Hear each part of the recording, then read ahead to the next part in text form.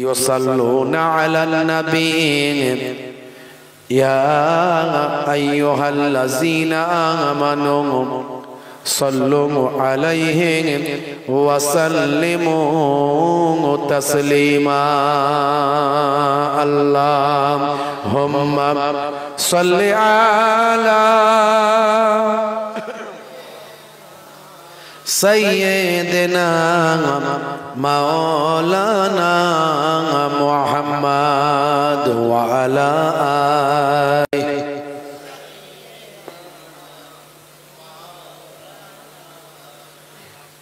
आमी गोलाम तुम्हार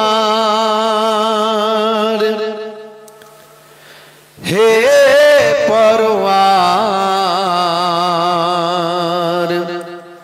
गोलाम करे रेखो आमारे कोरोना कभू भिखारी आमाय दुनियार मानुषेर दुआरे, दुनियार मानुषेर दुआरे। अल्लाहुम्मा सल्लि अला सय्यिदिना व अला आलि सय्यिदिना। रसूल तुमी दयार सागर हाबिब आल आमीन, तोमार दयाई पूर्ण हलो सारा पृथिवी। बोलून ना सुबहानाल्लाह। तोमार दयाई पूर्ण हलो सारा पृथिवी। तुमी कले दुख मोचन दुखी महिलादेर, तुमी दिले अधिकार फिरिए तादेर। तोमार काछे ऋणी सबाई, तोमार काछे ऋणी सबाई। आमरा प्रतिदिन तोमार दयाई पूर्ण हलो सारा पृथिवी।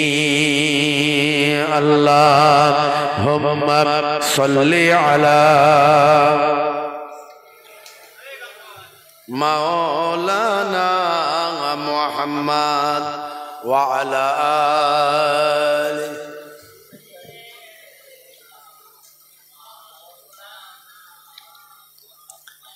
या सय्यदी इरहम लना, या सय्यदी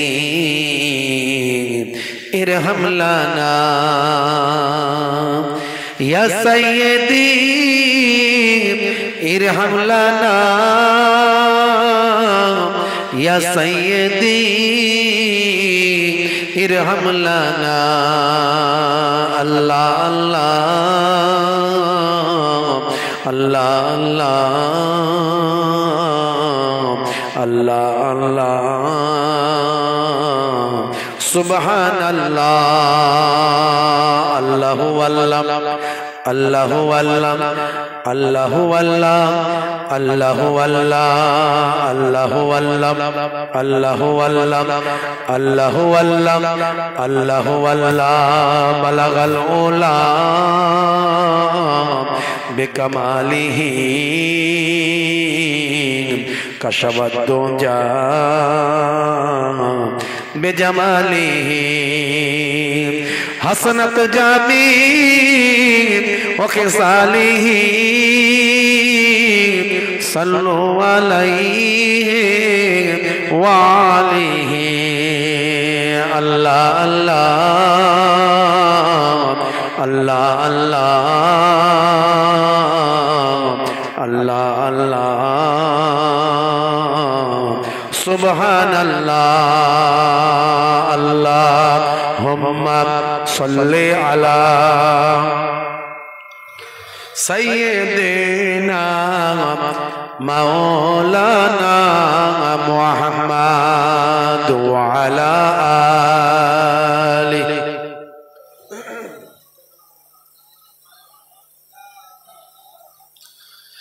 وقال الله تعالى في كلامه المجيد والفرقان الحميد ولنبلونكم بشيء من الخوف والجوع ونقص من الأموال والأنفس والثمرات وبشر الصابرين. وقال الله تعالى أيضا في كتابه مخبرا وما رميت إذ رميت ولكن الله رمى. وقال النبي صلى الله عليه وسلم من تمسك بسنتي عند فساد أمتي فله أجر 100 شهيد إلى آخر الحديث أو كما قال عليه الصلاة والتسليم. وقال النبي صلى الله عليه وسلم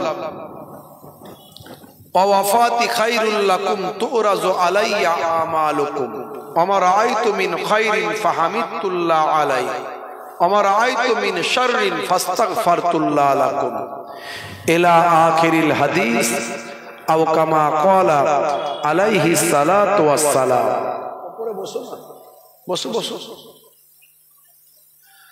শ্রদ্ধেয় সম্মানীয় আজকের সভার সভাপতি, মঞ্চ উপবিষ্ট ওলামা হযরতগণ, সম্মানীয় মসজিদ কমিটি, মাদ্রাসা কমিটি, সম্মানীয় মোহতারাম ইমাম সাহেব, মাওলানা সাহেব, মুয়াজ্জিন সাহেব, মঞ্চ উপবিষ্ট, সামনে উপবিষ্ট আমার পিতৃতুল্য বাপজিরা আছেন, তরুণ যুবকেরা আছেন, মুরব্বিয়ানেরা আছেন, স্নেহের বাচ্চারা আছেন, মাইক্রোফোনের আওয়াজে কান লাগিয়ে আছেন, জাতি ধর্ম বর্ণ নির্বিশেষে শ্রোতা বন্ধুরা আছেন। খুব অল্প সময়ের জন্য কিছু আলোচনা। সকলকে আমার আন্তরিক সালাম, শুভেচ্ছা, ভালোবাসা জ্ঞাপন করি।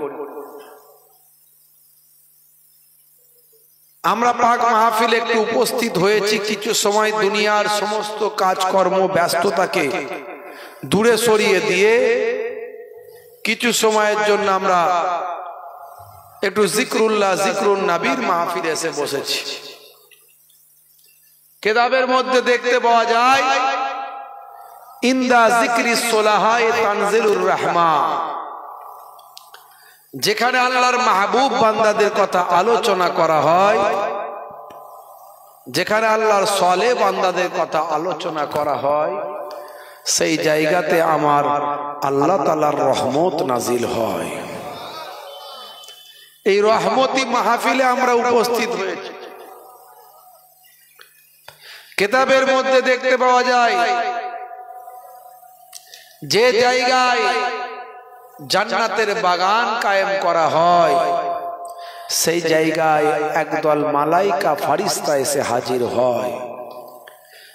মাহফিল শেষ হওয়ার পরে ওই মালাইকা ফারিস্তারা আমার আপনার দরুদের নজরানা, সালামের নজরানা সুদূর মদিনাতুল মুনাওয়ারায় দয়ার নবী পাকের কাছে গিয়ে পৌঁছে দেয়।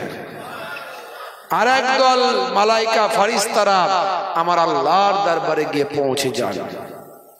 আমার আল্লাহ জিজ্ঞাসা করেন, মিন আইনা জিতুম, তোমরা কোথা থেকে এসেছো?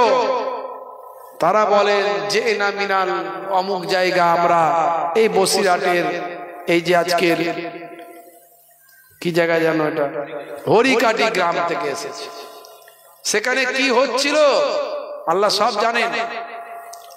ফারিস্তারা বলবেন একদল বান্দা বান্দি আপনার জিকির করছিল, আপনার রাসূলের বয়ান শুনছিল, তেলাওয়াতে কালাম পাক হয়েছে, তাফসীরের বয়ান হয়েছে, হাদিস পাকের বয়ান হয়েছে।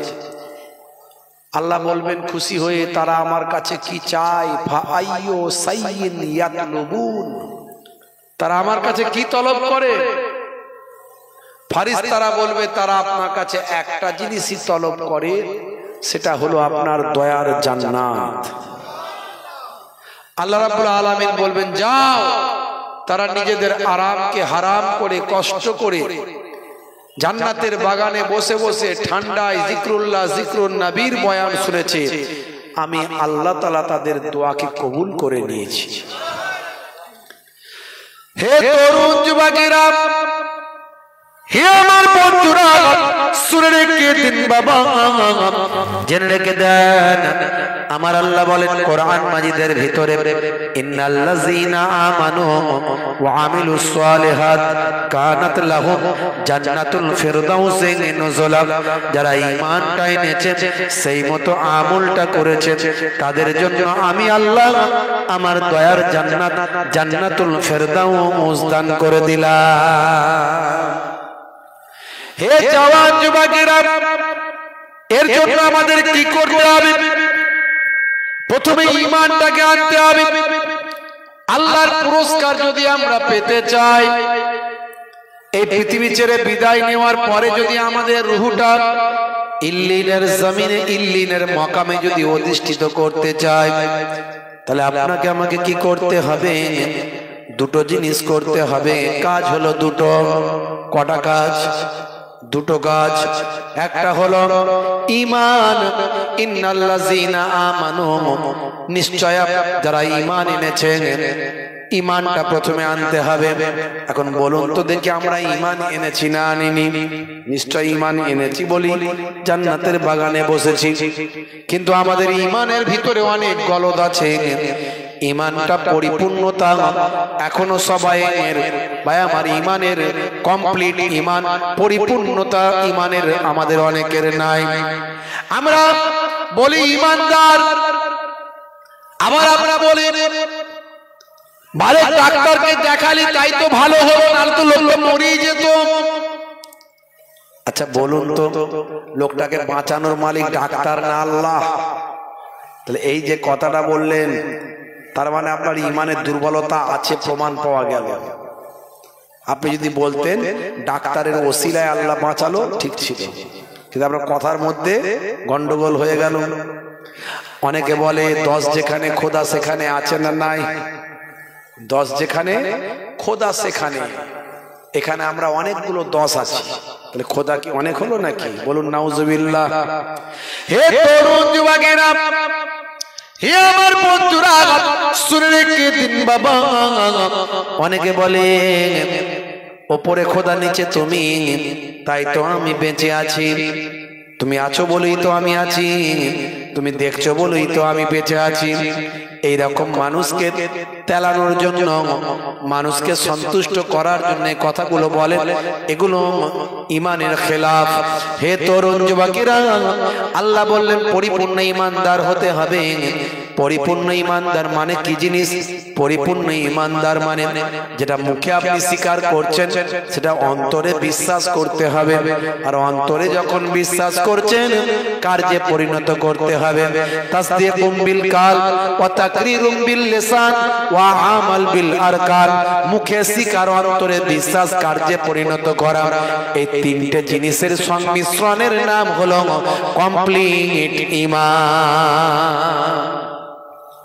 কি বলে কমপ্লিট ঈমান?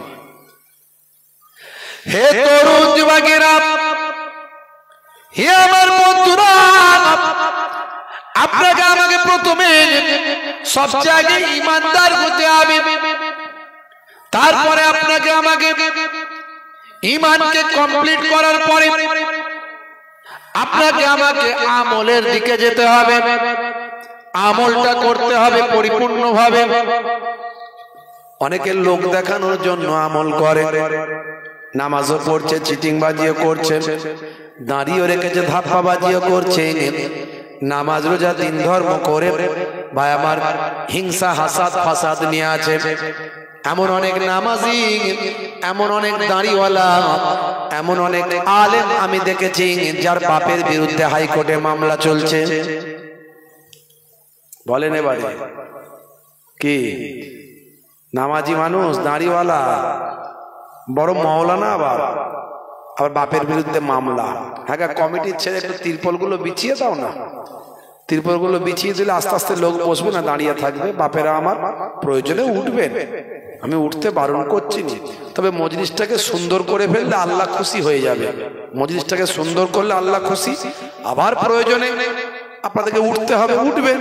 টয়লেট যেতে হবে, বাথরুম যেতে হবে, একটু চা খেতে যেতে হবে, যাবেন, নিশ্চয়ই যাবেন। কিন্তু মজলিসটাকে ফার্স্ট রাউন্ডে যদি একটু সুন্দর করে ফেলেন, আল্লাহু জামিলুন ওয়া ইউহিব্বুল জামাল, আল্লাহ সুন্দর, সৌন্দর্য পছন্দ করেন। জান্নাতের বাগানকে যদি আপনি সুন্দর করেন, হতে পারে আপনার নিয়ত যদি ভালো হয়, আল্লাহ আপনাকে কবুল করে দুনিয়া আখিরাতকে সুন্দর করে দেবেন। ভাইরা আমার, যারা দাঁড়িয়ে আছেন বাপেরা আমার, কিছু সময়ের জন্য বসে যান, প্রয়োজনে আবার উঠবেন, উঠতে বারণ করছি না, কিছু সময়ের জন্য বসে যান। বাপ একটু দরুদ শরীফ আল্লাহুম্মা সাল্লি আলা মাওলানা মুহাম্মদ ওয়া আলা আলি।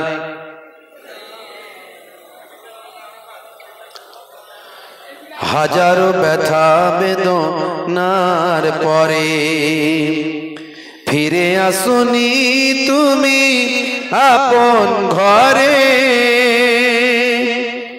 দিনের আলো তুমি ছড়িয়ে দিতে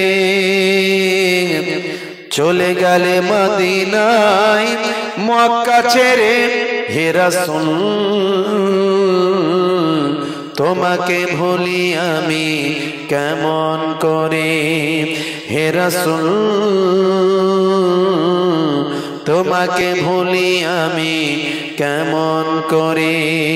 হাজারো ব্যথা বেদনার পরে ফিরে আসুনি তুমি আপন ঘরে, দিনের আলো তুমি ছড়িয়ে দিতে চলে গেলে মদিনায় মক্কা ছেড়ে। হে রাসূল তোমাকে ভুলি আমি কেমন করে।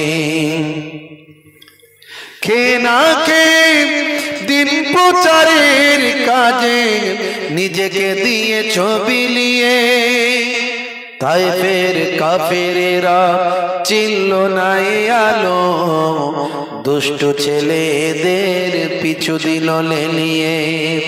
খে না খে দিন প্রচারের কাজে নিজেকে দিয়ে ছবি নিয়ে, তাইফের কাফেরেরা চিনল না আলো, দুষ্ট ছেলেদের পিছু দিল লেলিয়ে। পাথরের আঘাতে ক্ষত বিক্ষত হয়ে সারা শরীর থেকে রক্ত ঝরে। হে রাসূল তোমাকে ভুলি আমি কেমন করে, হে রাসূল তোমাকে ভুলি আমি কেমন করে। হাজারো ব্যথা বেদনার পরে ফিরে আসুনি তুমি আপন ঘরে, দিনের আলো তুমি ছড়িয়ে দিতে চলে গেলে মদিনায় মক্কা ছেড়ে। হে রাসূল তোমাকে ভুলি আমি কেমন করে। আল্লাহুম্মা সাল্লি আলা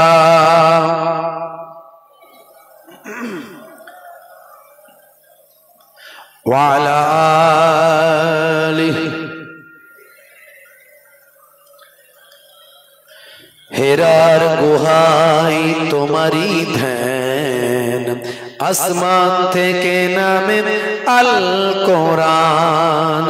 হেরার গুহায় তোমারই ধ্যান, আসমান থেকে নামে আল কোরআন, ভাঙলো সবার ভুল তোমারই পরে, আসলো কোরআনের ছায়া তলে, খালিদ ওমর আলী আবু বকর, ইসলামী ঝান্ডা নিল যে তুলে, খালিদ ওমর আলী আবু বকর, ইসলামী ঝান্ডা নিল যে তুলে, আল আমিন তুমি ছিলে যে সদা সকল মানুষের তরে, হে রাসূল তোমাকে ভুলি আমি কেমন করে, হে রাসূল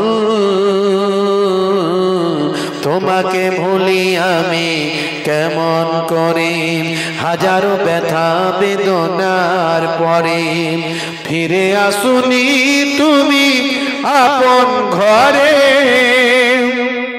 দিনের আলো তুমি ছড়িয়ে দিতে,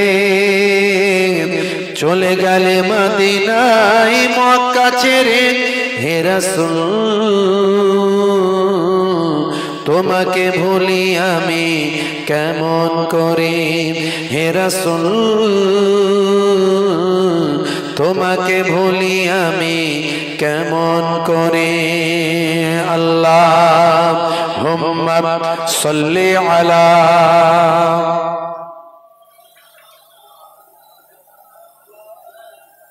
ওয়া আলা আলিহি।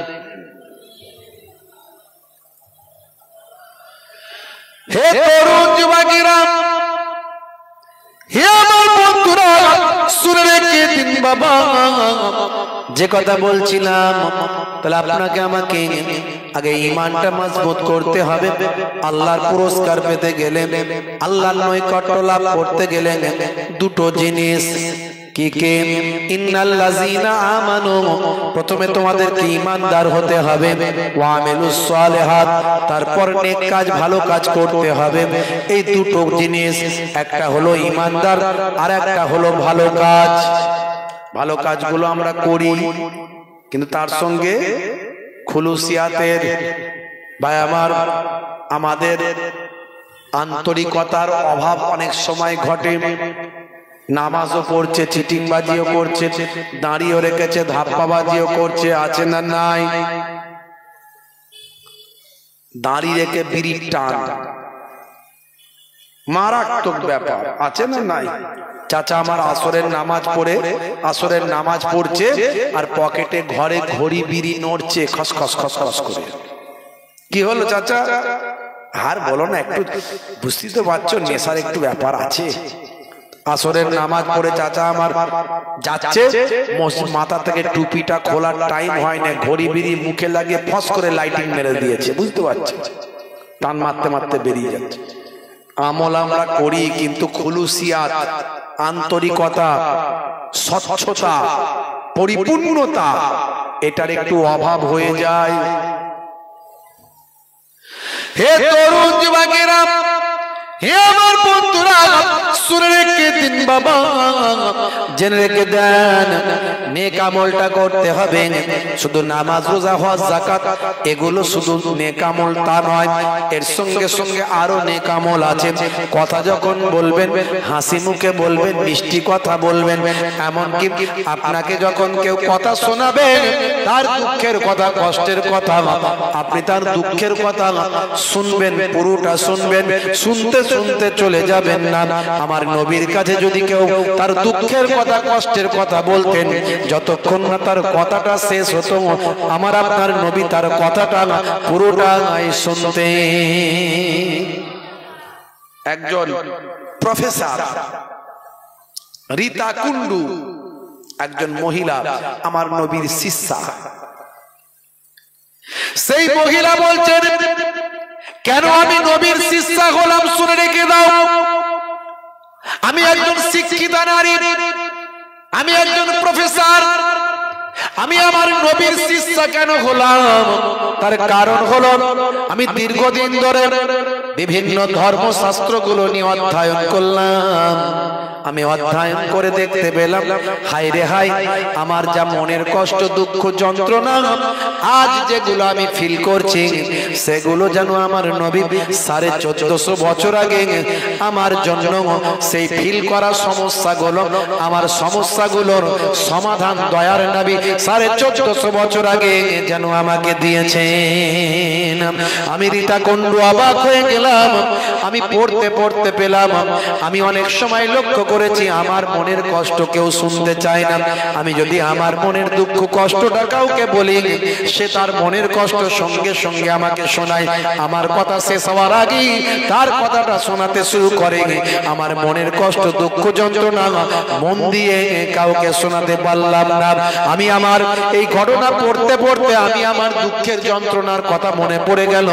আমার নবীর কাছে যদি কেউ মনের দুঃখের কথা বলতেন, আল্লাহর নবী তার কথা কমপ্লিট না হওয়া পর্যন্ত তার দুঃখের কষ্টের কথা শ্রবণ করতেন।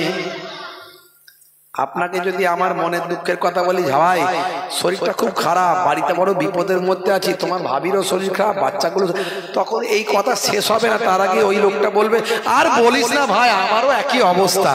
আমার কথা শেষ হলো না, তার আগে সে শুনিয়ে দিল। কথা ঠিক না? তাহলে বুঝতে পারছেন আমার ওয়াজটা কোথায়, কোন ওয়াজটা আমি করছি। আপনার মনের অসুখটাকে ঠিক করতে হবে। ইসলাম আপনাকে সবকিছু শিখিয়েছে, বাহ্যিক, আভ্যন্তরীণ, এক্সটার্নাল, ইন্টারনাল।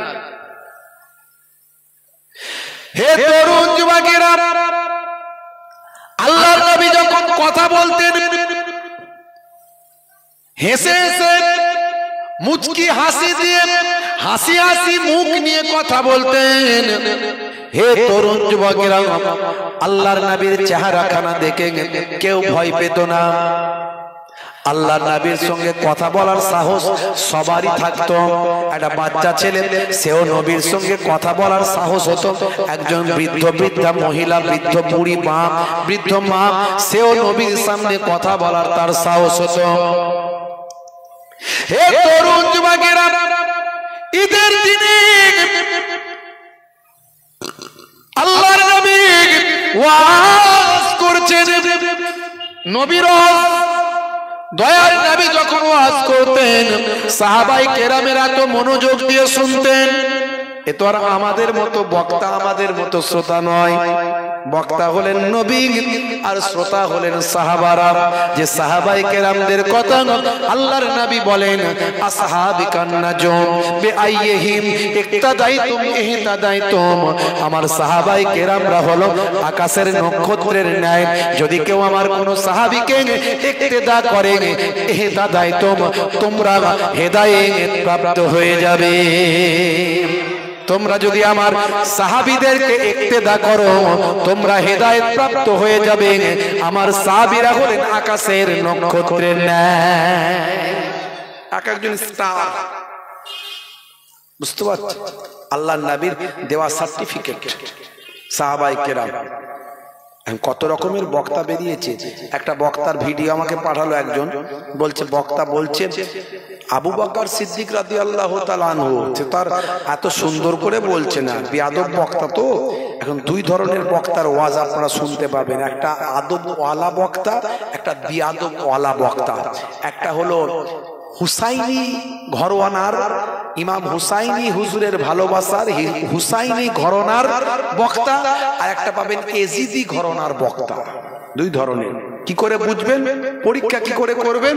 তার কথার মধ্যে থাকবে মার্জিত ভাব, আদব, তাজিম, নিষ্ঠতা, নবী খানদানের প্রতি সম্মান, আহলে বায়াতের প্রতি মর্যাদা, নবীর সবসময় সম্মান, আউলিয়ায়ে কেরামদের সম্মান তার কথার মধ্যে পাবেন। আবার অতিভক্তি চোরের লক্ষণ কিছু আছে, আবার শিরকে করার লোক, সে আবার আল্লাহকেও যেমন মনে করে, নবীকেও তেমন মনে করে, ওলিদেরকেও তেমন মনে করে। এটা বেদাত, এটা সে মুশরিক, এটা বাদ দেন।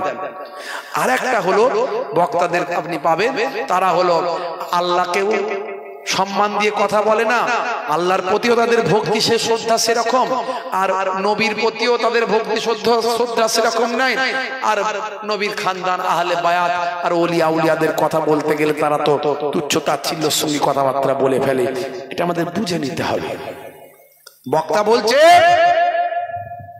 আবু বকর হুজুরের কথা বলছে, আবু বকর সিদ্দিক রাদিয়াল্লাহু তাআলা আনহু বলছে, আবু বকর নবীর সাহাবী আবু বকর তিনি কতবার হজ করেছেন, আমি যা হজ করেছি গুণে শেষ করা যাবে না। আবু বকর তিনি কতবার কোরআন মাজিদ খতম করেছে, আমি যা খতম করেছি গুণে শেষ করা যাবে না। সেই বক্তার আমাদের ভিডিওটা পাঠালো, শোনো, নবীর সাহাবীর বিরুদ্ধে তুচ্ছ ধারণা রাখার কারণে তার ঈমানটা বরবাদ হতে পারে। অত সহজ নয়। নবীর সাহাবীদের আল্লাহ এত সম্মান দিয়েছেন, এত মর্যাদা দিয়েছেন, বুঝতে পারছেন? আদবটা ইসলামের একটা বড় জিনিস, আপনাকে মাথায় রাখতে হবে।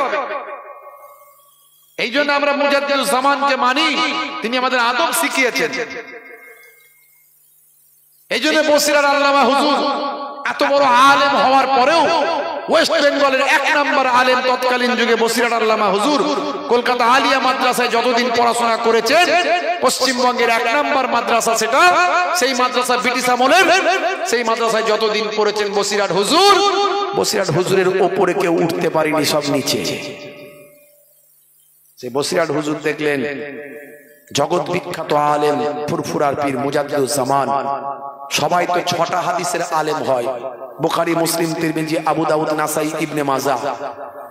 আর মুজাদ্দিদুজ জামান পীর আবু বকর সিদ্দিক রাহমাতুল্লাহ আলাইহি শুধু 6টা হাদিস নয়, তার সঙ্গে সঙ্গে মদিনা শরীফ থেকে আরো 40টা হাদিস শেষ করে তার সনদ প্রাপ্ত হয়ে হিন্দের জমিনে ফিরে এলেন। বুঝতে পারছেন? বসিরাট হুজুর মুজাদ্দিদুজ জামানের হাতে হাত দিয়ে তিনি বায়াত হয়েছিলেন। ডক্টর মোহাম্মদ শহীদুল্লাহ সাহেব, যিনি 18টা ভাষায় পণ্ডিত ছিলেন, 18টা ভাষা, বুঝতে পারছেন? তিনি দাদা হুজুর পীর কেবলা রহমাতুল্লাহ আলাইহির হাতে হাত দিয়ে বায়াত হলেন। তারা জ্ঞানের দিক থেকে তাদের অভাব ছিল না, পণ্ডিতদের দিক থেকে তাদের অভাব ছিল না, ইলমের দিক থেকে তাদের কোনো কমি ছিল না। কোরআন, হাদিস, তাফসীর, ফিকহ, উসুল, ভাই আমার modern education, English, philosophy, history, mathematics, বুঝতে পারছেন? এই সমস্ত জ্ঞানে তাদের অভাব ছিল না। অভাব কোনটা ছিল? কেন দাদা হুজুরকে টিচার হিসাবে মানলো? তার কারণ হলো ইলমে তাসাউফ, ইলমে মারিফাত, ইলমে বাতিনি, এই সমস্ত ইলমে লাদুন্নির জ্ঞানের অভাব ছিল। তাই তারা সেই জ্ঞানগুলো আদায় করার জন্য, শেখার জন্য, অর্জন করার জন্য একজন ওস্তাদ খুঁজলেন। সেই ওস্তাদটা হলেন পীর আবু বকর সিদ্দিক রাহমাতুল্লাহ আলাইহি। বুঝতে পারছেন? তাহলে আদবটা একটা বড় জিনিস, এটা একটা শিক্ষা। এই শিক্ষা কে দিয়েছে? আল্লাহ নিজে দিয়েছে। আল্লাহ নিজে শিক্ষা দিয়েছে। সাহাবায়ে কেরামরা কনভারসেশন করছেন, গুফতগু করছেন, বাতচিত করছেন, মুকালেমাত করছেন, বাদুকুম লিবাদিন, একে অপরের মধ্যে, একে অপরের সঙ্গে। এমন সময় তাদের কনভারসেশনের মধ্যে একজনের ভলিউম একটু হাই হয়ে গেল, জোরে হয়ে গেল, একটু হাই ভলিউম, জোরে আওয়াজ হয়ে গেল। সঙ্গে সঙ্গে আল্লাহ রাব্বুল আলামিন আয়াত নাজিল করে দিলেন। নবী কিছু বললেন না, কিন্তু আল্লাহ শুনলেন না।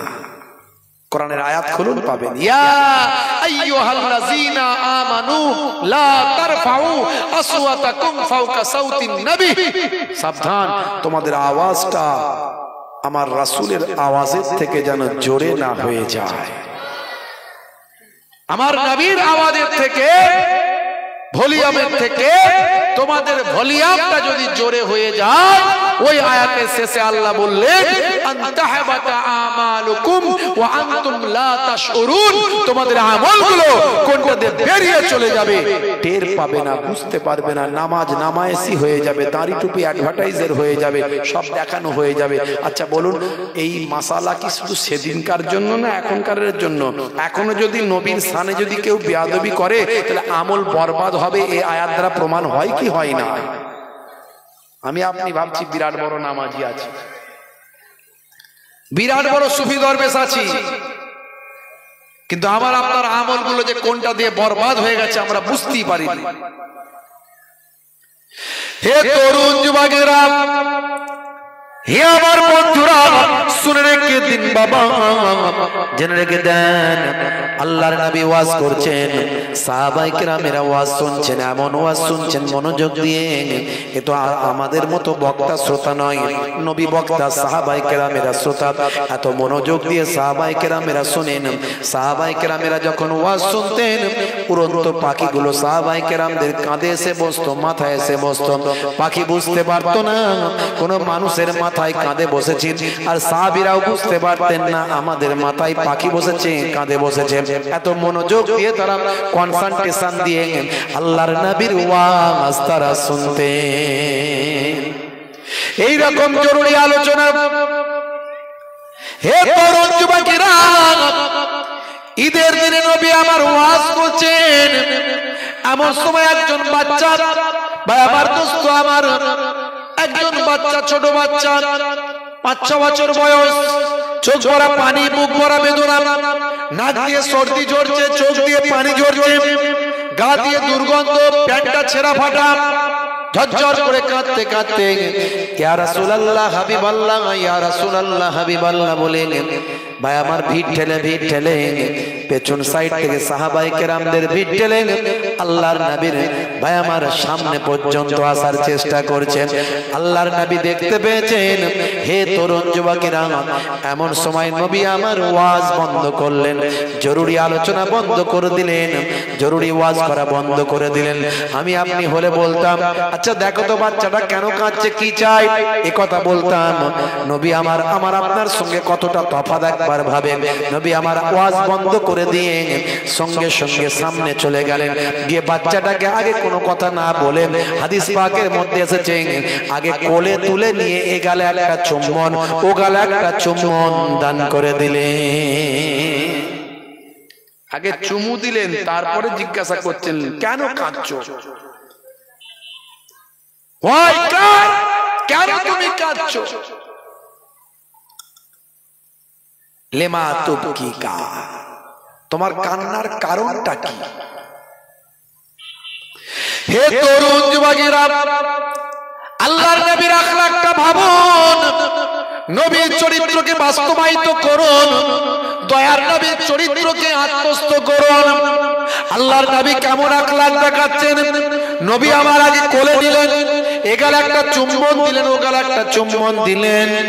তার শরীরটা কিন্তু পরিষ্কার ছিল না, তারপরেও নবী আমার বাচ্চার চোখ গালে চুম্বন দিয়ে এবার জিজ্ঞাসা করলেন, বাবা বাচ্চা কেন কাঁদো।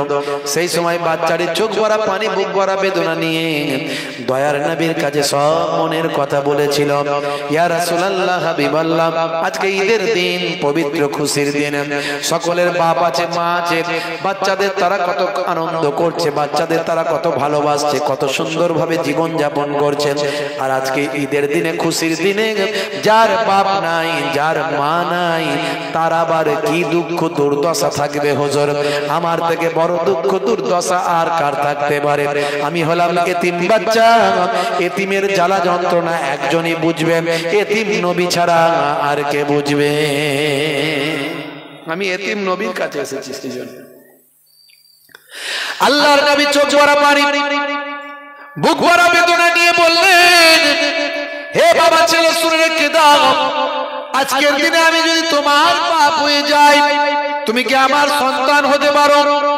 বাচ্চাটি কেঁদে কেঁদে বলেছিল, হুজুর এর থেকে খুশ তাকদীর, এর থেকে ভালো কপাল, এর থেকে ভালো কথা আর কি হতে পারে। আপনি আমার বাপ হবেন, এর থেকে ভালো তাকদীর আর কি হতে পারে। আমি এর থেকে বড় সৌভাগ্যবান আর কেমন করে হতে পারি। আল্লাহর নবী বললেন, বাবা ছেলে তাহলে কেঁদো না, আজ থেকে তুমি আমাকে পিতা বলে ডাকবে, আমি তোমাকে পুত্র বলে ডাকবো। চলো চলো চলো বাড়িতে যাই। বাড়িতে নিয়ে গেলেন কোলে করে ভালোবেসে। আম্মা জানা আয়েশা সিদ্দিকা রাদিয়াল্লাহু তাআলা আনহাকে বললেন, ও বিবি আয়েশা, দেখো দেখো আজকে পবিত্র ঈদের দিনে, খুশির দিনে কাকে নিয়ে এসেছি। এটা হলো এতিম বাচ্চা, এর বাপ নাই, মা নাই, দুঃখ দুর্দশার সীমা পরিসীমা নাই, তাই আমি এতিম নবী এর বাপ হয়েছি। তুমি আয়েশা কি এর মা হতে পারো। আম্মা জানা আয়েশা সিদ্দিকা রাদিয়াল্লাহু তাআলা আনহা বলেছিলেন, ইয়া রাসূলুল্লাহ হাবিবাল্লাহ, আপনি যদি এর বাপ হতে পারেন, আমি আয়েশা কেন এর মা হতে পারি না? নিশ্চয় আমি ওর মা হব। আল্লাহর নবীর কাছ থেকে নিজে কোলে নিলেন বাচ্চাকে, আদর করলেন, চুমু খেলেন, বললেন চলো বাবা ছেলে, তোমার শরীরটা নোংরা হয়ে আছে, তোমার পোশাকটা ছেঁড়া ফাটা হয়ে আছে, গা থেকে দুর্গন্ধ বের হচ্ছে, চলো বাবা তোমাকে গোসল করিয়ে দিন। ভালো করে গোসল করিয়ে দিলেন, পরিষ্কার পরিচ্ছন্ন করালেন, নতুন পোশাক পরিয়ে দিলেন, আতর খুশবু লাগিয়ে দিলেন, মাথা আঁচড়ে দিলেন, টুপি পরিয়ে দিলেন, সুন্দর পোশাকে সজ্জিত করে দিলেন, দিয়ে বললেন যাও বাবা, কিছুক্ষণ আগে তোমার অবস্থাটা মদিনার বাচ্চারা দেখেছিল, এখন তোমার হাসি মুখটা তাদের দেখিয়ে দাও। হে তরুণ যুবকেরা, হে আমার বন্ধুরা, এমন সময় ওই বাচ্চাটা সুন্দর সজ্জায় সজ্জিত হয়ে চলে গেল মদিনার ময়দানে।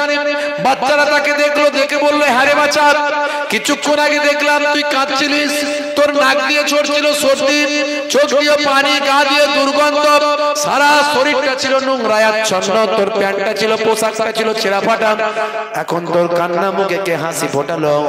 সেই বাচ্চাটি তখন আনন্দের অশ্রু বিসর্জন করে বলেছিল, কিছুক্ষণ আগে আমার বাপ ছিলেন না, কিছুক্ষণ আগে আমার মা ছিলেন না, আমার দুঃখ দুর্দশার সীমা পরিসীমা ছিল না, এখন আমি এমন বাপের বাপ পেয়েছি, এমন মায়ের মা পেয়েছি, যে বাপ যে মা পৃথিবীর জমিনে আর কেউ পাইনি, আর পাবে না। জোরে হবে না? মদিনার বাচ্চারা বলেছিল কে তোর বাপ, কে তোর মা? সেই সময় ওই বাচ্চাটি আনন্দের অশ্রু বিসর্জন করে বলেছিল, আমার আব্বা হলেন এখন আখির জামানার পয়গম্বর, আর আমার মা হলেন জগৎ জননী মা আম্মাজান আয়েশা সিদ্দিকা রাদিয়াল্লাহু তাআলা আনহা। সেই সময় মদিনার বাচ্চারা বলেছিল হাই রে হাই, যদি আজকের দিনে আমাদেরও বাপ না থাকতো, আজকের দিনে যদি আমাদেরও মা না থাকতো, তাহলে আমরা আখিরি জামানার পয়গম্বরকে আব্বা হিসাবে পেতাম, আর জগৎ জননী মা আয়েশাকে আমরা মা হিসাবে পেতাম। নবীর আখলাক, নবীর চরিত্র। মিস্টার ম্যাডাম রীতা কুন্ডু তিনি বলেন, আমি পড়তে পড়তে পেলাম যে আল্লাহর নবী, কোন মানুষ যদি তার কমপ্লেন, দুঃখ, যন্ত্রণা, কষ্টের কথা নবীকে শোনাতে, তার কমপ্লিট না শোনা পর্যন্ত নবী চুপচাপ থাকতেন, যতক্ষণ না তার মনের দুঃখ কষ্ট দূর না হতো। আমরা সত্যি করে বলুন তো, পুরো কারো দুঃখ পুরোটাই শুনি? খুব কম লোক আছে, হয়তো পার্সেন্টেজে 1-2% পাওয়া যেতে পারে। একটু দুঃখের কথা যদি আপনি আমাকে বলেন, ও আপনার কথা শোনার আগে আমি আমার দুঃখের কথা আপনাকে শুনিয়ে দেবো 2-4টে। দূর বাবু, এতক্ষণ শোনার আমার সময় নাই। কথা ঠিক না ভুল? যখন আপনি কথা বলবেন, হাসি মুখে কথা বলবেন। নবীর দরবারটা এরকম ছিল। একদিন একটা বৃদ্ধা মহিলা আল্লাহর নবীর কাছে এসে বলেন, ইয়া রাসূলুল্লাহ হাবিবাল্লাহ, আমি কি জান্নাতে যেতে পারবো? আল্লাহর নবী কিরকম তার দরবারটা, কিরকম পয়গম্বর, কি মুখের মিষ্টতা, কি সুন্দর আখলাক। আল্লাহর নবী এমন সময় বললেন, মা, বুড়ি মা, শুনে রেখে দাও মা, বুড়ি মা, বুড়িরা তো জান্নাতে যাবে না। নবী আমার বুড়িমার সঙ্গে একটু মজা করছেন, আনন্দ করছেন, বুড়িমার সঙ্গে একটু মজা করছেন। বুড়িমা শুনে রেখে দাও মা, বুড়িমা, বুড়িরা তো জান্নাতে যাবে না, বুড়িমা তো জান্নাতে, বুড়িমা তুমি তো, বুড়িমা তো জান্নাতে যেতে পারবে না, বুড়ো বুড়ি তো জান্নাতে যেতে পারবে না, জান্নাতে তো বুড়ো বুড়ি যাবে না। এ কথা বলার সঙ্গে সঙ্গে বুড়িমা কান্না শুরু করলেন। আল্লাহর নবী বলেন, মা, বুড়িমা কেঁদো না, কেঁদো না, আমি তো বলি না তুমি জান্নাতে যেতে পারবে না, আমি বলেছি বুড়ো বুড়ি জান্নাতে যেতে পারবে না। মা, বুড়িমা শুনে রেখে দাও, তুমি যখন জান্নাতে যাবে তখন আর তুমি বৃদ্ধা থাকবে না, যুবতী হয়ে যাবে। কারণ জান্নাতে যুবক যুবতী হবে সবাই, কেউ বুড়ো বুড়ি থাকবে না। আমার নবীর আখলাক, চরিত্রটা কিরকম? যখন কথা বলবেন তখন মিষ্টি কথা বলবেন, হাসি মুখে থাকবেন, এটাও সুন্নাত। বলছে হুজুর, হাসি মুখে থাকলে, মিষ্টি ব্যবহার করলে এখন দিনকাল যা খারাপ, লোক ঘাড়ে উঠে পড়বে, লোক ঘাড়ে উঠে পড়বে। তো কি করতে হবে? বলছে গম্ভীর ভাবে থাকতে হবে।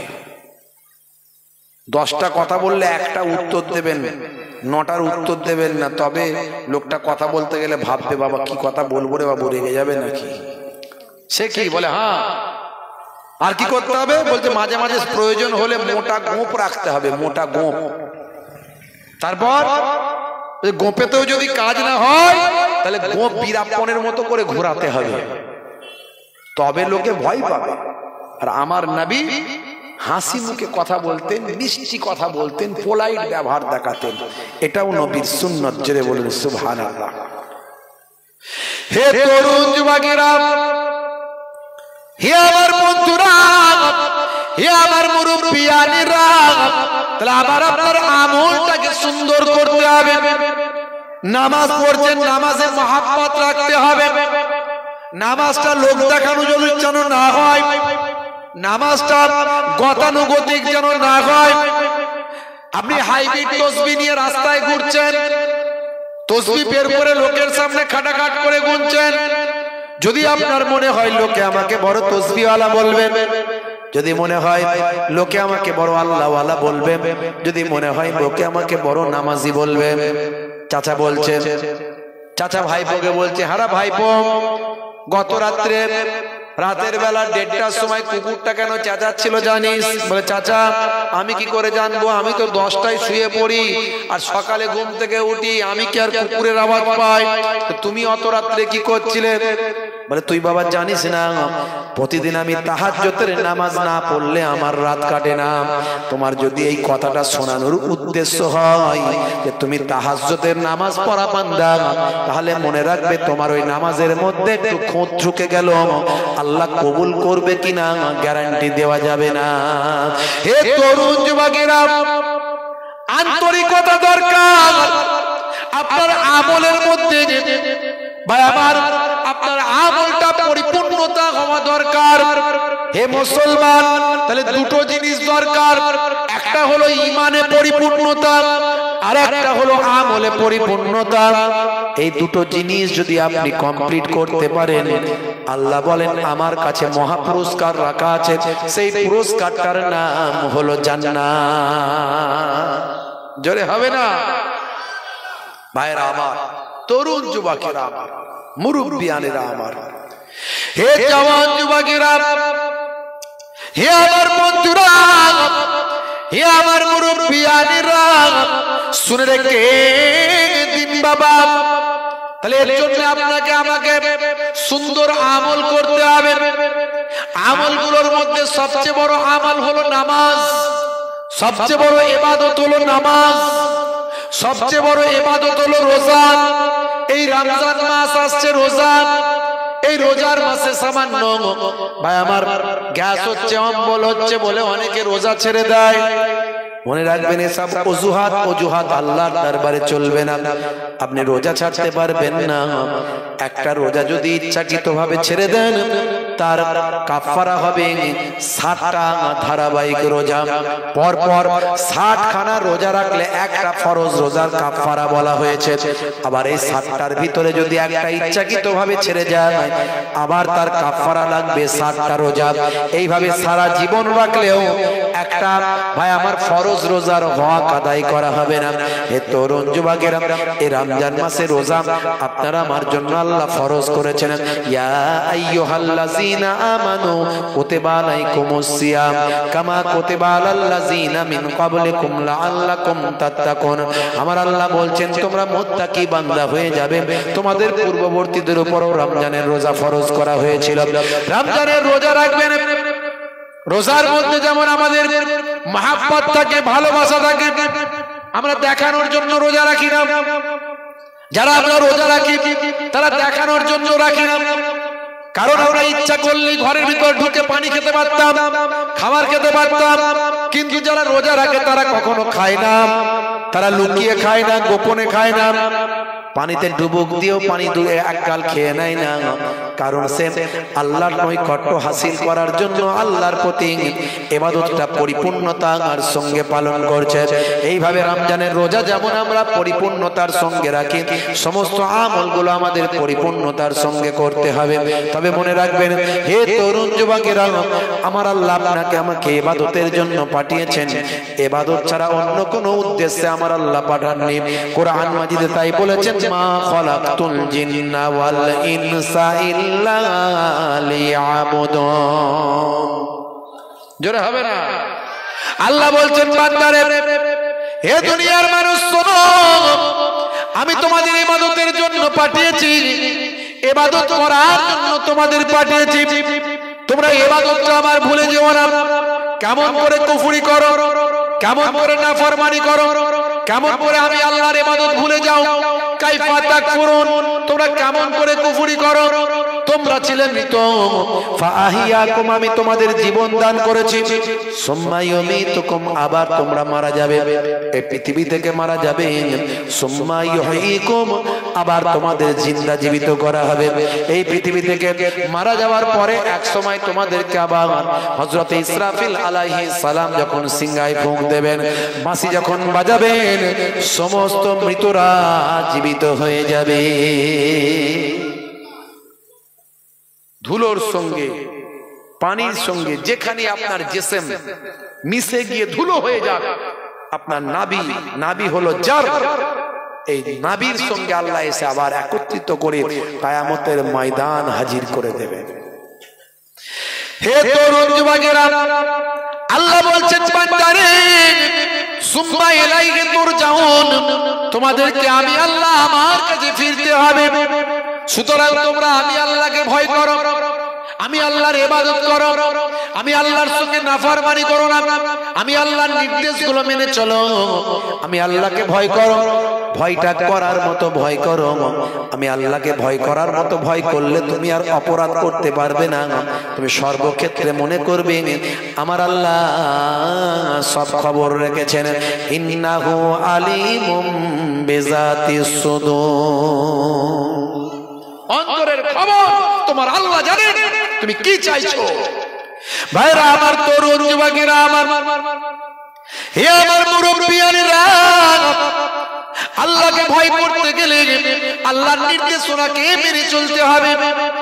তোমার বুকে রাখো আল্লাহরই ভয়, আসবে না কোনো দিন কোনো পরাজয়, আসবে না কোনো দিন কোনো পরাজয়। হারাম হালাল জেনে সরল সত্য মেনে নিষিদ্ধ সব ছেড়ে উঠুক জীবন বেড়ে। হারাম হালাল জেনে সরল সত্য মেনে নিষিদ্ধ সব ছেড়ে উঠুক জীবন বেড়ে। যাবে তুমি জান্নাতে, জাগা ছিল স্বপ্ন তোমার। তোমার বুকে রাখো আল্লাহরই ভয়, আসবে না কোনো দিন কোনো পরাজয়, আসবে না কোনো দিন কোনো পরাজয়। আল্লাহর নৈকট্য, আল্লাহর প্রেম, আল্লাহর ভয় আপনার হৃদয়কে পরিপূর্ণতায় নিয়ে আসতে হবে। কেমন পরিপূর্ণতা? একটা ছোট ছোট উদাহরণ দিলে বুঝতে পারবেন। হযরত মুসা কালিমুল্লাহর জামানা। হে তরুণ যুবকেরা, একজন মহিলা দীর্ঘদিন ধরে তার কোনো সন্তান হচ্ছে না। মুসা কালিমুল্লাহর কাছে এসে বললেন, আল্লাহর পয়গম্বর, আল্লাহর নবী, আপনি আল্লাহর সঙ্গে কথা বলেন, আল্লাহর সঙ্গে কালাম করেন, আমার জন্য একটু ব্যবস্থা করেন, আল্লাহর সঙ্গে দোয়া চান, আল্লাহকে আমার ব্যাপারে একটু জানান। আমার সন্তান কি আল্লাহ দেবেন না? সন্তান ছাড়া আমি কেমন করে চলতে পারি? আমি মা, আমি কি হতে পারবো না? হে তরুণ যুবকেরা, হে আমার বন্ধুরা, হে আমার মুরব্বিয়ানেরা, শুনে রেখে দিন বাবা। মুসা কালিমুল্লাহ বললেন, ঠিক আছে মা, আমি তুর পাহাড়ে যখন যাব আমি আল্লাহর সঙ্গে যখন কথা বলবো তখন তোমার ব্যাপারে আমি জানবো আল্লাহর কাছে কি ব্যাপার, তোমার সন্তান কেন আল্লাহ দেন না আমি সেটা জানবো। ভাইরা আমার, তরুণ যুবকেরা আমার, মুরব্বিয়ানেরা আমার, হযরতে মুসা কালিমুল্লাহ যখন তুর পাহাড়ে গেলেন, এমন সময় তুর পাহাড়ে উঠেছেন, আল্লাহর সঙ্গে কথা বলছেন মুসা কালিমুল্লাহ। সেই সময় আল্লাহকে বলেন, আল্লাহ অমুক মহিলা অমুক অমুক গ্রামের অমুক মহিলা আল্লাহ আমার কাছে দরখাস্ত করেছে আপনার কাছে জানানোর জন্য। আমার আল্লাহ, ওই মহিলার কি আপনি সন্তান কেন দিচ্ছেন না একটু জানান। আমার আল্লাহ বললেন, ও নবী মুসা কালিমুল্লাহ শুনে রেখে দাও, ওই মহিলা বাঁচা থাকবে, ওই মহিলার সন্তান হবে না। আমি আল্লাহ কাউকে সন্তান দিইনি, কাউকে আবার সন্তান দিই না। আমি আল্লাহ যাকে যেটা ইচ্ছা সেটা করিনি। ইন্নাহু আলিমুম বিজাতি সুদূর, অন্তরের খবর আমি আল্লাহ সবাই জানি। হে তরুণ যুবকেরা, হে আমার বন্ধুরা, ইন্নাল্লাহা আলা কুল্লি শাইইন কাদির, সমস্ত ক্ষমতার উপর আমি আল্লাহর ক্ষমতা। আমি আল্লাহ কাউকে দিতে পারি, কাউকে না দিতে পারি। যাও গিয়ে বলে দেবে ওই মহিলাকে আমি সন্তান দেব না বলে ঠিক করেছি, ওই মহিলার সন্তান হবে না, আমি আল্লাহ তোমাকে জানিয়ে দিলাম। হযরতে মুসা কালিমুল্লাহ, ভাইরা আমার, তরুণ যুবকেরা, তুর পাহাড় থেকে নেমে এলেন। নেমে আসার পরে ওই মহিলা জিজ্ঞাসা করলেন, হুজুর আমার ব্যাপারে কি আল্লাহর দরবারে কোনো খবর আছে, আল্লাহ রাব্বুল আলামিনের কাছ থেকে কি কোনো ইনফরমেশন আছে? সেই সময় মুসা কালিমুল্লাহ বললেন, মা মা দুঃখ করিস না মা, তোর সন্তান আল্লাহ দেবেন না, তবে তুই দুঃখ করিস না। আমার আল্লাহ কাউকে সন্তান দেবেন, কাউকে দেবেন না, সেটা আমার আল্লাহর একান্ত ব্যাপার, সেটা আমার আল্লাহর নিজস্ব ব্যাপার। যার সন্তান হয়নি অনেকে তাকে নিন্দা মন্দা করে, আছে না নাই? আচ্ছা, একটা সন্তান দেওয়ার ক্ষমতা কি তার ওই মহিলার না আল্লাহর? দেবে কে? তাহলে আপনি যে ওই মহিলাকে নিন্দামন্দা করছেন, বাজে কথা বলছেন, তাহলে আল্লাহর হুকুমের উপরে, আল্লাহর নির্দেশের উপরে খবরদারি করছেন, কথা ঠিক না বল? তাহলে আপনি কঠিন গুনাহগার হয়ে যাচ্ছেন। আমার আল্লাহ পৃথিবীকে সুন্দর করে সাজিয়েছেন। সব যদি গোলাপ ফুল হতো, সব যদি গোলাপ ফুল হতো, লোকে কি গোলাপ ফুলকে ভালোবাসতো? বাসতো না। রজনীগন্ধা, তারপরে আপনার মালতী ফুল, আপনার আরো হাজারো ফুল, তার মাঝখানে গোলাপ ফুল, তাই তো গোলাপ ফুলকে লোকে ভালো করে ভালোবাসে, নাকে শোকে, পকেটে রাখে। তাহলে আমার আল্লাহ পৃথিবীকে সাজানোর জন্য যেটা দরকার সেটা দিয়েছেন। কাউকে অন্ধ করেছেন, কাউকে খোড়া করেছেন, কাউকে খঞ্জর করেছেন, কাউকে সন্তান দেননি, কাউকে কালো করেছেন, কাউকে সাদা করেছেন। আল্লাহ বাগানটাকে সাজিয়েছেন। সব আল্লাহর ইচ্ছাকে আমাদের স্বীকৃতি দিলে এই দুনিয়া হলো ক্ষণস্থায়ী, পরকাল চিরস্থায়ী। যে আল্লাহর নির্দেশকে মান্যতা দেবে, সে এই ক্ষণস্থায়ী জীবনে কিছুটা তার মনে দুঃখ কষ্ট হতে পারে, কিন্তু সেটা দুঃখ কষ্ট করবে না, তবেই সে পরকালে চিরস্থায়ী জান্নাতে আল্লাহর সুখ লাভ করবে। বুঝতে পারছেন? এই দুনিয়া তো ক্ষণস্থায়ী। বাল তুসিরুনাল হায়াতাদ দুনিয়া ওয়াল আখিরাতু খায়রুন ওয়া আবকা। আল্লাহ বলছেন দুনিয়া হলো ক্ষণস্থায়ী, পরকাল হলো চিরস্থায়ী। সুম্মা লা ইয়ামুতু ফিহি, সেখানে মানুষ মারাও যাবে না। বুঝতে পারছেন? হে তরুণ যুবকেরা, হে আমার মুরব্বিয়ানেরা, হে আমার বন্ধুরা, শুনে রেখে দিন বাবা। এমন সময় যখন মুসা কালিমুল্লাহ ওই মহিলাকে বলে দিলেন, মহিলার মনটা বড় খারাপ হলো। ওই মহিলা তখন সেখান থেকে চলে গেল। ভাই আমার, বেশ কয়েক বছর কেটে গেল। কয়েক বছর পরে মুসা কালিমুল্লাহ জানতে পারলেন ওই মহিলাকে আমার আল্লাহ একটা সন্তান দিয়েছে। জোরে হবে না? মুসা কালিমুল্লাহ হুজুর চিন্তায় পড়ে গেলেন। আল্লাহ বললেন ওই মহিলাকে বাচ্চা তিনি দেবেন না, দিলেন কেমন করে? হে তরুণ যুবকেরা, হে আমার বন্ধুরা, শুনে রেখে দিন বাবা। এমন সময় মুসা কালিমুল্লাহ ওই মহিলার বাড়িতে পরীক্ষা করার জন্য গেলেন। গিয়ে দেখলেন সত্যি তো একটা ফুটফুটে সন্তান তার বাড়িতে তার পিতার সঙ্গে খেলাধুলা করছে। মুসা কালিমুল্লাহ খুশি হলেন, সন্তুষ্ট হলেন, কিন্তু বড় চিন্তিত হয়ে গেলেন। আল্লাহ বলেছিলেন ওই মহিলা সন্তানহীন ভাবে সন্তান হারা হিসাবে থাকবে, সন্তান আল্লাহ দেবেন না, কিন্তু ওই মহিলাকে আল্লাহ সন্তান দিয়েছেন। মুসা কালিমুল্লাহ অবাক হলেন, আল্লাহর কাছে জানার চেষ্টা করবেন আমি আল্লাহর পয়গম্বর, আমি তো মিথ্যাবাদী হয়ে গেলাম, আমার কথার তো কোনো মূল্য রইল না। আল্লাহ তুমি আমার কাছে বললেন, অথচ তাকে সন্তান দিলে ব্যাপারটা জানতে পারলাম না।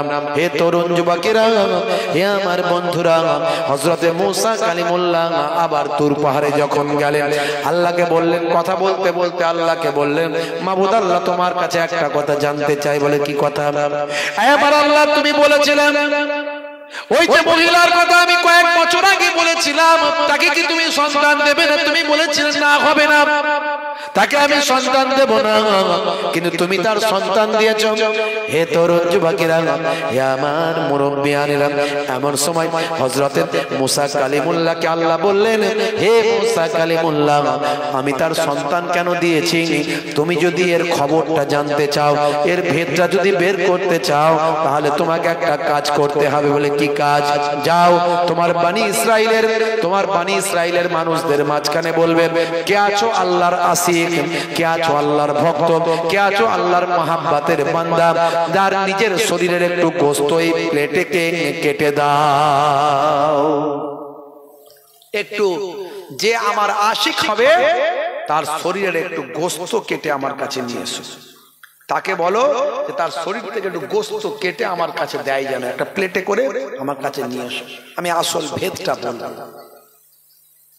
আচ্ছা বলুন তো, বানি ইসরাইলের মানুষদের কাছে যখন মুসা নবী বললেন, হ্যাঁ গা তোমরা সব আল্লাহকে ভালোবাসো, সবাই বলে হ্যাঁ, কেউ তো বলবে না না তোমরা আল্লাহর সব আশিক, বলে হ্যাঁ, আল্লাহ ছাড়ার কাছে কে?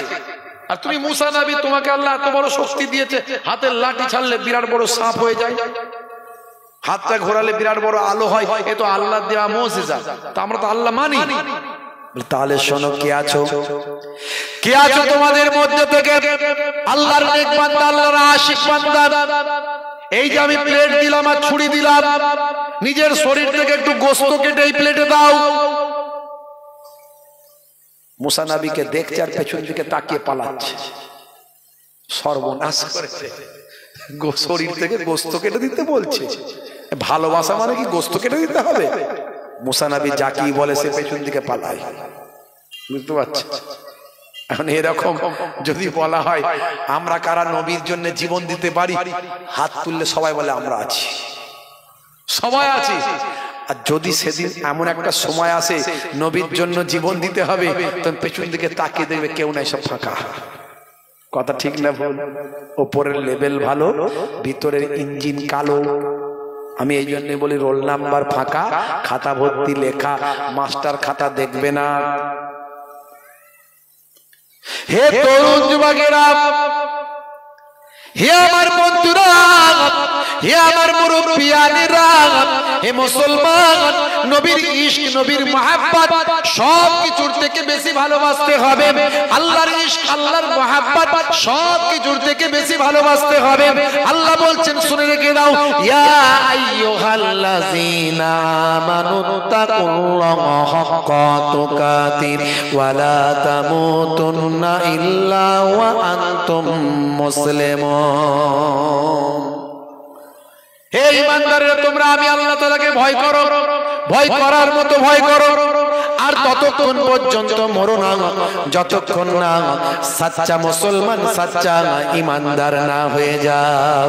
সাচ্চা ঈমানদার হতে গেলে আপনাকে আমাকে সব কিছুর থেকে বেশি ভয় করতে হবে কাকে? জোরে বলেন কাকে? সব কিছুর থেকে বেশি ভয় করতে হবে আল্লাহ।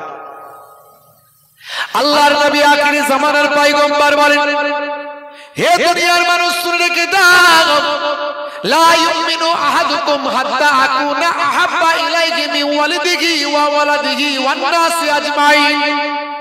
ততক্ষণ পর্যন্ত তোমরা মুমিন হতে পারবে না যতক্ষণ না সবচেয়ে বেশি তোমাদের বাপ মা, সন্তান সন্ততি কাজ কারবার মাল মাথা সবের থেকে বেশি আমি রাসূলকে বেশি না ভালো না বাসতে পারো, সবচেয়ে বেশি আমি রাসূলকে ভালোবাসতে হবে। সবচেয়ে বেশি ভালো না বাসলে আমরা প্রকৃত হে দুনিয়ার মানুষ শুনে রেখে দাও, হে আমার উম্মত উম্মতিরা, যতক্ষণ না তোমরা সব কিছুর থেকে আমি রাসূলকে বেশি না ভালোবাসো ততক্ষণ পর্যন্ত তোমরা প্রকৃত মুমিন হতে পারলে না। প্রকৃত মুমিন হতে গেলে সবচেয়ে বেশি রাসূলকে ভালোবাসতে হবে। শুধু মুখে বললে হবে না রাসূলের জন্য সব পারি, রাসূলের জন্য সবকিছু করে দেখাতে হবে। সেই নবী, সেই রাসূল। হে তরুণ যুবকেরা, মুসলমানের ছেলে শাহরুখ খানের ভক্ত, সলমান খানের ভক্ত, মুসলমানের ছেলে নায়ক গায়কের ভক্ত। হে তরুণ যুবকেরা, তাদের মতো চুলের ছাঁট, তাদের মতো হাঁটা, তাদের মতো পোশাক, নাম রেখেছে ডায়মন্ড, হাতে ধরেছে স্মার্টফোন, কানে লাগিয়েছে হেডফোন, গান শুনছে পাগল মন। ফারিস্তা বলবে শোন, কবরে গেলে বুঝবি তখন। মুসলমানের ছেলে 1 2 3 4 টাকার জন্য হব চোর, 5 6 7 8 টাকা পেলে সবাই সাইড, 9 10 টাকায় প্রেম মাটি, টাকা টাকা মাটি। বলে ভাই টাকা দে নাই মা দেখা দে। হে তরুণ যুবকেরা, হে আমার বন্ধুরা, শুনে রেখে দিন বাবা, জেনে রেখে দিন বাবা। মাঝে মাঝে মানুষকে বোঝানোর জন্য তাই এই বক্তব্যগুলো আমি দিয়ে একটুখানি। ভাইরা আমার, তরুণ যুবকেরা আমার, মুরব্বিয়ানেরা আমার, কষ্ট হচ্ছে আপনাদের? একটু হ্যাঁ হুদান কষ্ট হচ্ছে? হ্যাঁ ভাইরা আমার, তরুণ যুবকেরা আমার, মুরব্বিয়ানেরা আমার, শুনে রেখে দিন বাবা, জেনে রেখে দেন। হে মুসলমান, আপনাকে আমাকে পরিপূর্ণ ইমানদার হতে হবে। এই জন্য আমি বলি পৃথিবীটা খানা, সবাই তাতে মজেছে, যে যেভাবে যাকে খুশি মুরগি দেখো করেছে। একে অপরকে বোকা বানানোর জন্য অস্থির। দোকানদার খদ্দেরকে বোকা বানায়, খদ্দেরও মাঝে মাঝে ছেঁড়ার টাকা, জাল টাকা লুকিয়ে ভাঁজ করে মুড়ে দিয়ে বোকা বানিয়ে দেয়। আচ্ছা না, নাই? যে যাকে পারে মোটামুটি। আমাদেরকেও মাঝে মাঝে হুজুরদেরকে দেখবেন জলসা থেকে যখন যাব, 10 টাকা 20 টাকার এত বড় মোটা নোট, বাবা ঠিকঠাক দিয়েছে তো? হ্যাঁ বলে হুজুর চিন্তা করবেন না, যা কথা ছিল তাই।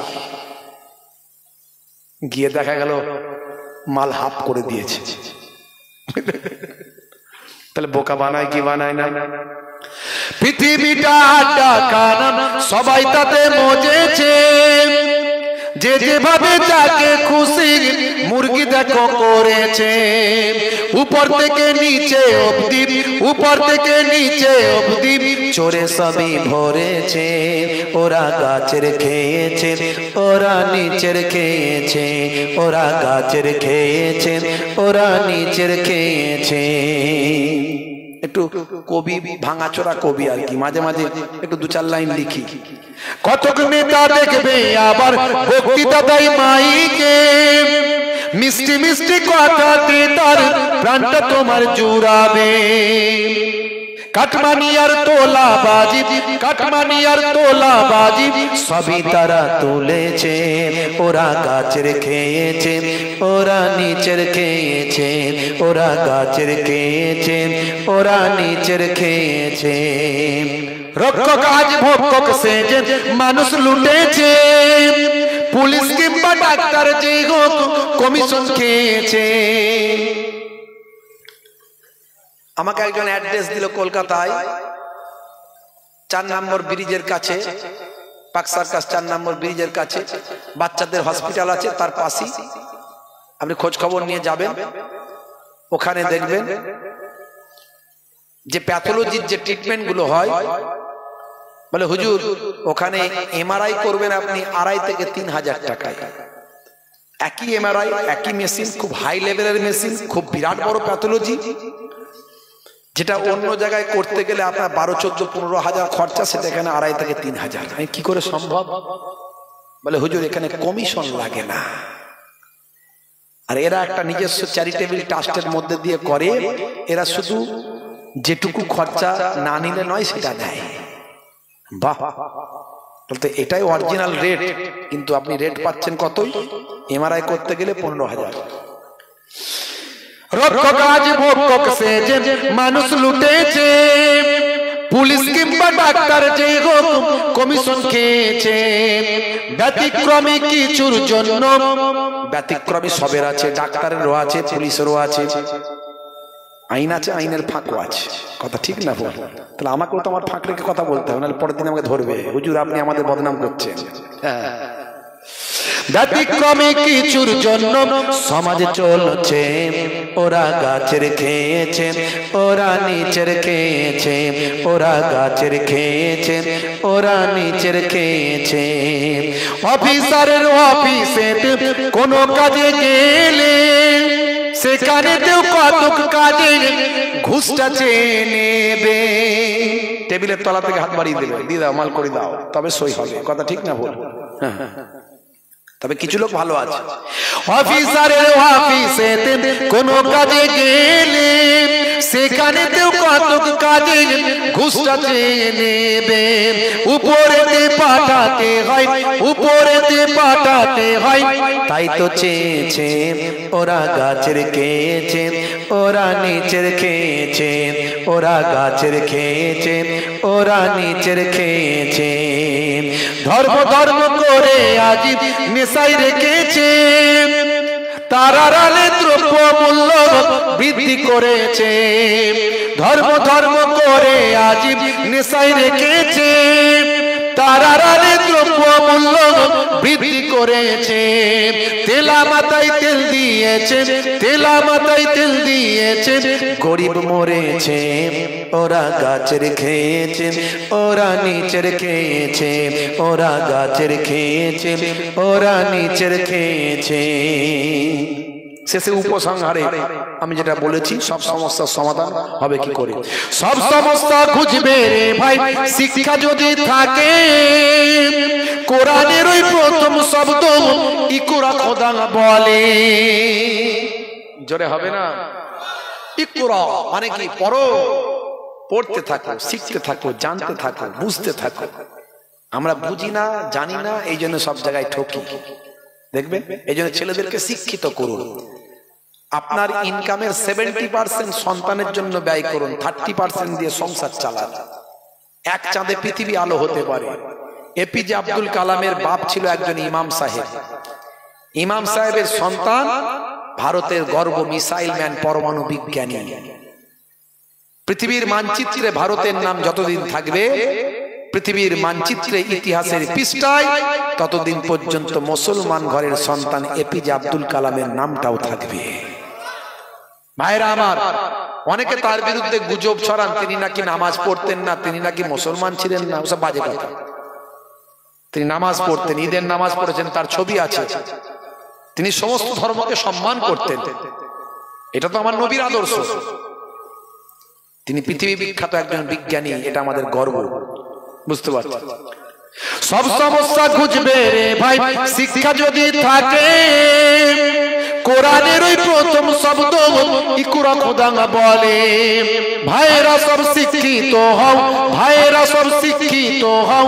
হুসাইনি বলেছে ওরা গাছের খেয়েছে, ওরা নিচের খেয়েছে, ওরা গাছের খেয়েছে, ওরা নিচের খেয়েছে।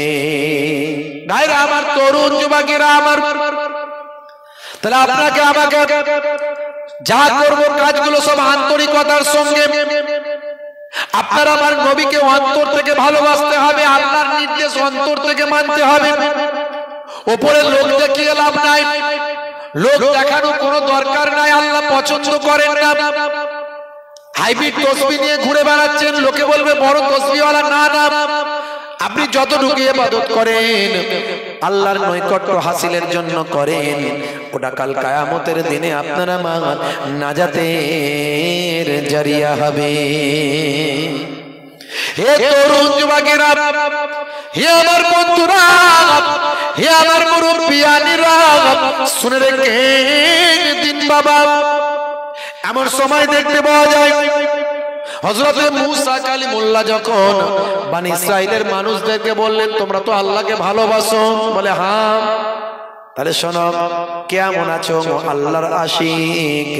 আমার আল্লাহ বলেছেন কেউ যদি এমন আল্লাহর আমি আল্লাহর আশিক থাকে সে যেন তার শরীরের একটু গোশত কেটে নিয়ে আমার এই ট্রেতে দিয়ে দেয়। এই নাও ছুরি আর এই নাও প্লেট।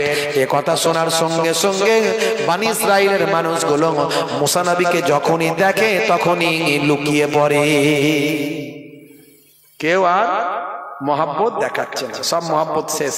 আল্লাহ পরীক্ষা করছেন কেমন মহাব্বত করছে। আমার আল্লাহ কোরআন মাজিদের ভিতরে বলেছেন, হে দুনিয়ার মানুষ শোনো, ইয়া আইয়ুহাল্লাযীনা আমানু লা তুলহিকুম আমওয়ালুকুম ওয়ালা আওলাদুকুম আন যিকরিল্লাহ ওয়া মান ইয়াফআল যালিকা ফাউলাইকা হুমুল খাসিরুন। হে দুনিয়ার মানুষ শুনে রেখে দাও, না ভুলা দে মাল तुम्हारा और औलाद तुम्हारे अल्लाह की इबादत से। তোমরা যদি তোমাদের মাল সম্পদ তোমাদের সন্তান সন্ততি পেয়ে যদি তোমরা আল্লাহর ইবাদতটা ভুলে যাও, আল্লাহর নির্দেশনা যদি ভুলে যাও, আমি আল্লাহ বলি তোমরা ক্ষতিগ্রস্ত হবে। দেখুন চারিদিকে তাকিয়ে, সারা পৃথিবীতে তাকিয়ে দেখুন, সৌদি আরবের মতো জায়গা, ভাই আমার, আরবের মতো দেশ যেখানে নবীর দেশ, কাবা ঘর যেখানে, নবীর রওজা যেখানে, সেই জায়গায় আজ 2 সপ্তাহ আগে মারাত্মক বন্যা আল্লাহ দিয়েছেন। এত বন্যা দিয়েছেন মদিনা শরীফ মক্কা শরীফ ডুবে গিয়েছে। ভাই আমার, গাড়িগুলো বাসগুলো পানিতে ভেসে ভেসে পাতার মতো গিয়ে এক কাজে জড়ো হয়ে গিয়েছে। এ তরুণ যুবকেরা অনেকে ট্রোল করার জন্য, ইসলামের বিরুদ্ধে কটূক্তি করার জন্য, অ্যান্টি ইসলামের কিছু মানুষ আছে, তারা বলছেন পবিত্র নগরীর কি অবস্থা। আমি বলি ওসব বাজে কথা বলবেন না। আপনি জানেন না এসব কেন হচ্ছে, আপনার এই ব্যাপারে জ্ঞান নাই। আপনি দেখুন তো আমেরিকার জমিনে কি হচ্ছে। ক্যালিফোর্নিয়া, আমেরিকার ক্যালিফোর্নিয়া, সেখানে লস অ্যাঞ্জেলেস, সেই এলাকাকে আমার আল্লাহ একেবারে গাজার মতো করেছেন, একেবারে ধ্বংসস্তূপে পরিণত করে দিয়েছেন। সেই জায়গাকে আমার আল্লাহ ধ্বংসাত্মক মরুভূমিতে পরিণত করে দিয়েছেন, যেখানে বিনোদন জগতের বিনোদন শহর, বিনোদনের শহর, বিনোদন নগরী বলা হয়, যেখানে মিলিনিয়াররা থাকে, বিলিয়নিয়াররা থাকে, বা আমার কোটি কোটি টাকার সম্পত্তির মালিক যারা, তারা সেই জায়গায় থাকে। সেই জায়গাকে আমার আল্লাহ ধ্বংসে পরিপূর্ণ করে দিয়েছেন। হে তরুণ যুবকেরা, মাত্র কয়েক সপ্তাহ আগে নেপালে আল্লাহ এমন ভূমিকম্প দিলেন, হাজার হাজার মানুষ মারা গেল। ভাইরা আমার, তরুণ যুবকেরা আমার, এই কুম্ভ মেলায় আগুন লেগে গেছে। আপনারা দেখেছেন কুম্ভ মেলায় আগুন লেগেছে। আসলে এই জিনিসগুলো নিয়ে কখনো ধর্মের সুশ্রী দেওয়ার দরকার নাই। তবে এটুকু আপনাদের মাঝখানে আমি বলতে পারি, ইসলামে বলা হয়েছে, হাদিসে বলা হয়েছে, মানুষ যখন আল্লাহর পথ থেকে সরে যায়, যখন নাফরমানি করে, আমার আল্লাহ তখন তাদের উপর গজব নাজিল করে। সৌদি আরবের জমিনেও যেটা হয়েছে, এটা আল্লাহর গজব ছাড়া আর কিছু নয়। কেন? তার কারণটা কি? সৌদির জমিনে আপনারা জানেন সেখানে নাইট ক্লাব করা হয়েছে, বার করা হয়েছে, হালাল বার নাম দিয়েছে। মদ খাবে আমার হালাল বার। মদ আবার হালাল নাকি? হালাল বার, মদ খাওয়ার জায়গা আবার হালাল বার। মদ খাচ্ছে বলছে হুজুররাও সব মদ বলে, এটা মদ নয় রে, মেডিকেল জুস। ডাক্তার খেতে বলেছে, শরীর স্বাস্থ্য ভালো হবে। বুঝতে পারছি। গোয়ার মতো সি বিচ করেছে সেখানে। শুধু তাই নয়, সারা পৃথিবীর নর্তকীদের নিয়েছে সেখানে কনসার্ট করা হয়েছে, গানের নাচের। শুধু তাই নয়, সেখানে মডেলিং করার জন্য মডেলারদের নিয়েছে, ফ্যাশন শো সেখানে করা হয়েছে, অর্ধলঙ্গ পোশাক পরিয়ে। এমনকি নাচ গানের জন্য যে কনসার্টের জন্য বা আমার যে স্টেজটা করা হয়েছে, সেই স্টেজটাতে আবার কাবা শরীফের ছবি লাগানো হয়েছে। এত কিছু ভাই আমার, আল্লাহর অসম্মান, নবীর অসম্মান আমার আল্লাহ বরদাস্ত না করে তাদের উপর সামান্য একটা গজব দিয়েছে। সাবধান হও, এর আগেও এরকম আল্লাহ দিয়েছেন। হে তরুণ যুবকেরা, হে আমার আমার বন্ধুরা, হে যুবকেরা, সাবধান হয়ে যাও। এখনো বলে যাই নামাজটা পড়ো, নামাজ ছেড়ো না। এখনো বলছি রাসূলের সুন্নাত ভুলে যেও না। এখনো বলছি নায়ক গায়কের ভক্তের খাতা থেকে নামটা কেটে আল্লাহ এবং রাসূলের ভক্তের খাতায় নামটা লেখাও। হে যুবকেরা, হে তরুণেরা, কখনো মদকে মেডিকেল জুস বলে খেও না। মদকে আল্লাহ হারাম করেছেন, কোরআন মাজিদে আমার আল্লাহ জানিয়ে দিয়েছেন, ইন্নামাল খামরু ওয়াল মাইসিরু ওয়াল আনসাবু ওয়াল আজলামু রিজসুম মিন আমালি শাইতান। হে তরুণ যুবকেরা, হে আমার বন্ধুরা, হে আমার মুরব্বিয়ানিরা, শুনে রেখে দিন বাবা, আল্লাহ তাআলা নেশা করতে বারণ করেছেন। দয়ার নবী নেশা মুক্ত জীবন যাপন করতে বলেছেন। হে যুবকেরা, তিরঙ্গা, গুটকা, বিড়ি, সিগারেট, খৈনি, তারি, মদ এগুলো খেও না বাবা, নেশা মুক্ত জীবন যাপন করো। আল্লাহর নবী বলছেন, কুল্লু মুসকিরিন হারাম, প্রত্যেক নেশা হলো হারাম। নেশা মুক্ত জীবন যাপন করবে। আজকের স্বাস্থ্য বিশেষজ্ঞরা বলেন, নেশা মুক্ত জীবন যাপন করলে তার আয়ু বেড়ে যায়। এখন আয়ু বেড়ে যায় তাদের মতে, আমরা আয়ু বেড়ে যায় বলে নেশামুক্ত জীবন যাপন করবো তা নয়। আমরা নেশামুক্ত জীবন যাপন করবো, আল্লাহ নিষেধ করেছেন, নবী নিষেধ করেছেন, অটোমেটিক আমাদের আয়ু বাড়বে। কারণ ইসলামে যা কিছু বলা হয়েছে সবই বিজ্ঞান সম্মত, বাস্তব সম্মত। জোরে বলুন সুবহানাল্লাহ। ইসলামে যা কিছু বলা হয়েছে সবের মধ্যে বিজ্ঞান আছে, সায়েন্স আছে। ভাইরা আমার, তরুণ যুবকেরা আমার, হে আমার মুরব্বিয়ানিরা, হে যুবকেরা, শুনে রেখে দিন বাবা। আর একটা উদাহরণ আপনাদের মাঝখানে দিই। জম্মু কাশ্মীর হাইকোর্ট কয়েকদিন আগে এই বক্তব্যটা আমি দিয়েছি অনেকের কাছে, ইন্টারনেটেও হয়তো পেতে পারেন। হে তরুণ যুবকেরা, হে আমার মুরব্বিয়ানেরা, জম্মু কাশ্মীর হাইকোর্টে মাত্র কয়েক সপ্তাহ আগে একটা বিচার হয়েছে। এই বিচারে কি বলা হয়েছে শুনুন। এই বিচারে বলা হয়েছে বাবা, হে তরুণ যুবকেরা, হে আমার মুরব্বিয়ানেরা, শুনে রেখে দিন বাবা, জেনে রেখে দিন, জম্মু কাশ্মীর হাইকোর্টের বিচারপতির নাম হলো বিনোদ চ্যাটার্জি কৌর। তিনি একটা বিচার রায় দিয়েছেন। রায়টা কোরআন থেকে দিয়েছেন, কোরআন মাজিদ থেকে রায়টা দিয়েছেন। আপনি অবাক হয়ে যাবেন, এটা কি করে সম্ভব? একজন অমুসলিম হিন্দু বিচারপতি কোরআন মাজিদ থেকে রায় দিলেন বলে? হ্যাঁ, নাম হলো বিনোদ চ্যাটার্জি কৌর। রায়টা কি ছিল? রায়টা ছিল একজন ব্যক্তির এগেনস্টে। সেই ব্যক্তিটার নাম হলো আব্দুল গফফার। ভাইরা আমার, 43 বছর আগের একটা পুরানো রায়। 43 বছর আগে ওই আব্দুল গফফার তিনি তার বোনের অধিকার সম্পত্তি থেকে বঞ্চিত করেছেন। বর্তমানে ওই আব্দুল গফফার একজন হাজী সাহেব, একজন নামাজি, একজন দাড়িওয়ালা। বিচারপতি কৌর বলছেন, হে আব্দুল গফফার, আপনাকে দেখে তো বুঝতে পারছি একজন ধার্মিক ব্যক্তি, আপনি একজন নামাজি নিশ্চয়, আবার হাজী সাহেব শুনছি। সব ব্যাপারে ধর্ম মানলেন, আর বোনের অধিকার সম্পত্তিটা দেওয়ার ব্যাপারে ধর্ম কোথায় গেল? কে বলছে? একজন অমুসলিম হিন্দু বিচারপতি। চিন্তা করুন, ভাবুন একবার। আমরা এখানে যারা আছি, আমরা আমাদের বোনের মেয়ের হক ঠিকঠাক ভাবে সব বুঝিয়ে দিই, কথা ঠিক না বলি তো নাকি? এখানে এরকম বোনের হক ফাঁকি দেওয়ার লোক কেউ নাই। এখানে বোনকে বলে, বুঝতে পারছেন, 80 লাখ টাকা, 50 লাখ টাকা, 1 কোটি টাকার সম্পদ বোনকে 1 লাখ টাকা দিয়ে বলে, এটা তোর ছেলে মেয়েদের জন্য কিছু করবি, আর তোর সম্পদ মানেই তো আমার সম্পদ, আর আমার মানেই তো তোর। তুই তো এলে আমার ঘরে দিয়ে থাকবি, এখানেই খাবি, যে কদিন ইচ্ছা থাকবি। এইভাবে বোনকে বোকা বানিয়ে সম্পত্তি সই করার লোক আমাদের এখানে নাই। আপনাদের এখানে কেউ নাই, আমাদের ওখানে কেউ নাই, সব ভালো মানুষ, বুঝতে পারছেন? সব ব্যাপারে ধর্ম, আর এখানে কোথায় গেল? বোনের সম্পত্তি ফাঁকি মেরেছো, আল্লাহর কাছে জবাব আছে না নাই? বিচারটা করছে একজন অমুসলিম হিন্দু বিচারপতি, নাম হলো বিনোদ চ্যাটার্জি কৌর। তিনি বলছেন, হে আব্দুর রহমান, হে আব্দুল গাফফার, আপনি একজন হাজী সাহেব, আপনি একজন নামাজি দাড়িওয়ালা জুব্বাওয়ালা মানুষ, 43 বছর আগে আপনার বোনের অধিকার আপনি ফাঁকি দিয়েছেন।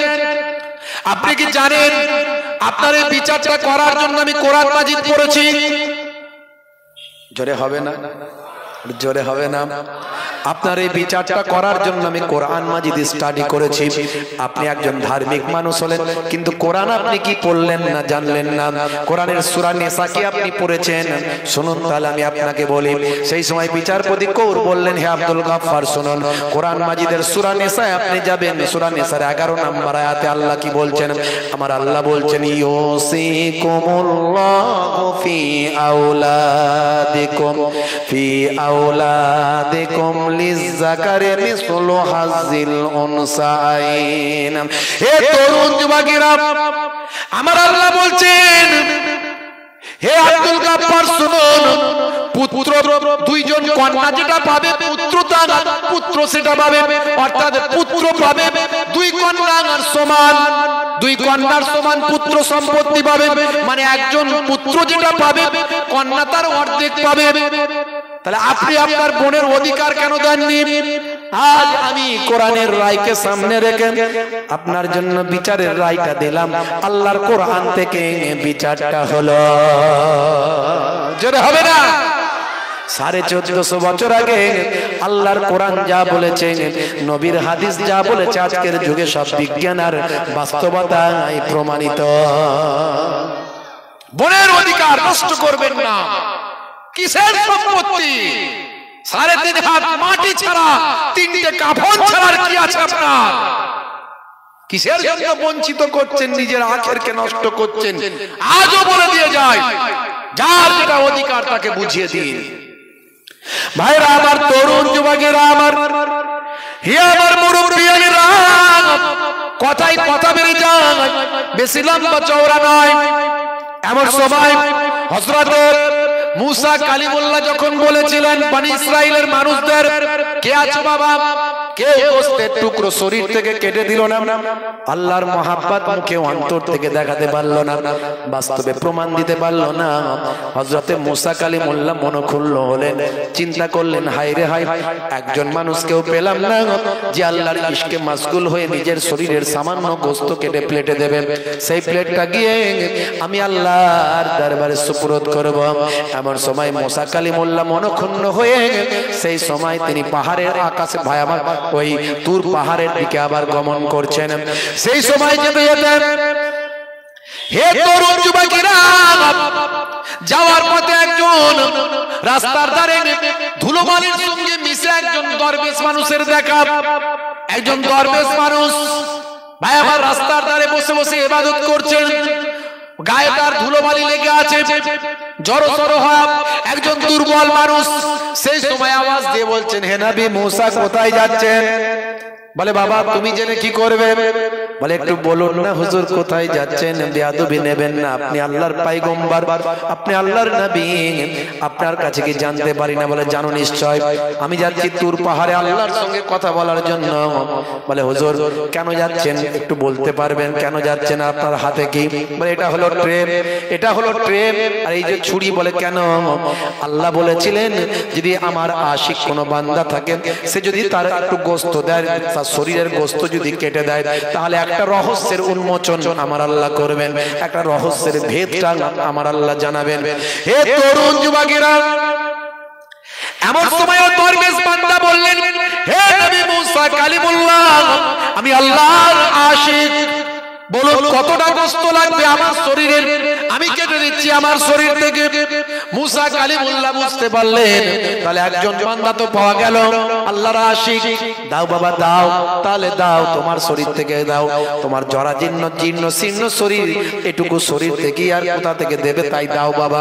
আল্লাহর নবী মুসা কালিমুল্লাহ তার হাতে প্লেটটা দিলেন, ছুরিটা দিলেন, তার শরীরের হাত থেকে কিছু অংশ কেটে তিনি প্লেটে দিয়ে দিলেন। মুসা কালিমুল্লাহ ছুরি নিয়ে আর ওই প্লেট নিয়ে চলে যাচ্ছেন এবার তুর পাহাড় পাহাড়ের দিকে। আবার ওই দরবেশ বান্দা ডাকলেন, ও নবী মুসা শুনুন, যাবেন না যাবেন না, আবার আসুন। আবার তিনি ফিরে এলেন, বললেন নবী মুসা শুনে রেখে দেন, ও নবী মুসা কালিমুল্লাহ, আমার আল্লাহ শরীরের গোশত দিতে বলেছেন, কিন্তু কোন জায়গার গোশত দিতে বলেছেন এটা তো আমার আল্লাহ বলেননি। তবে শরীরের সবচেয়ে ভালো জায়গা হলো হাট, ভালো জায়গা হলো কাল্ব। এই কাল্বের জায়গা, হাটের জায়গা থেকে আমি একটু গোশত কেটে দিই। আবার ছুরিটা নিলেন, নিয়ে বুকের, হাটের এখান থেকে, বুকের হৃদয়ের এখান থেকে আবার একটু গোশত কেটে আবার দিয়ে দিলেন। দিয়ে মুসা কালিমুল্লাহ আবার চলে যাচ্ছেন। হে তরুণ যুবকেরা, আবার ডাক দিলেন, ডাক দিয়ে বললেন, না না, আমার আল্লাহ কোন জায়গার গোশত দিতে বলেছেন এটা তো জানি না। আবার একবার ছুরিটা দিয়ে নিজের হাত থেকে কিছুটা গোশত কেটে ওই প্লেটে দিয়ে বললেন, এবার আপনি যান। মুসা কালিমুল্লাহকে বললেন, আপনি আমার পক্ষ থেকে আল্লাহকে সালাম দেবেন। হযরতে মুসা কালিমুল্লাহ ওই গোশতের প্লেটটা নিয়ে আল্লাহর দরবারে যখন গেলেন, আমার আল্লাহ খুশি হয়ে গিয়ে বললেন, ও নবী মুসা কালিমুল্লাহ, তাহলে শুনে রাখো, ওই মহিলাকে আমি আল্লাহ কেন বাচ্চা দিয়েছিলাম। আমার আল্লাহ বললেন, শোনো মুসা কালিমুল্লাহ, হে নবী মুসা কালিমুল্লাহ, তুমি যখন আমার দরবার থেকে চলে গেলে, আমি যখন তোমাকে বলেছিলাম ওই মহিলা আর বাচ্চা দেব না, তখন তুমি ওই মহিলাকে বলেছিলে। ওই মহিলা চোখ ভরা পানি নিয়ে যখন চলে যাচ্ছিল, চলে তার বাড়িতে চলে গেল। আর এদিকে এই যে দরবেশ যে আমার জন্য নিজের গোশতের টুকরো কেটে দিয়েছে, তিন জায়গা থেকে গোশতের টুকরো কেটেছে, ওই দরবেশ ঘুরতে ঘুরতে মহিলার বাড়িতে গেল। একটু পানির পিপাসা লেগেছিল, মহিলাকে গিয়ে বলল, মা একটু পানি কি তুমি আমাকে খাওয়াতে পারো? ওই মহিলা বড় নারাজ ছিল, কষ্টের মধ্যে ছিল।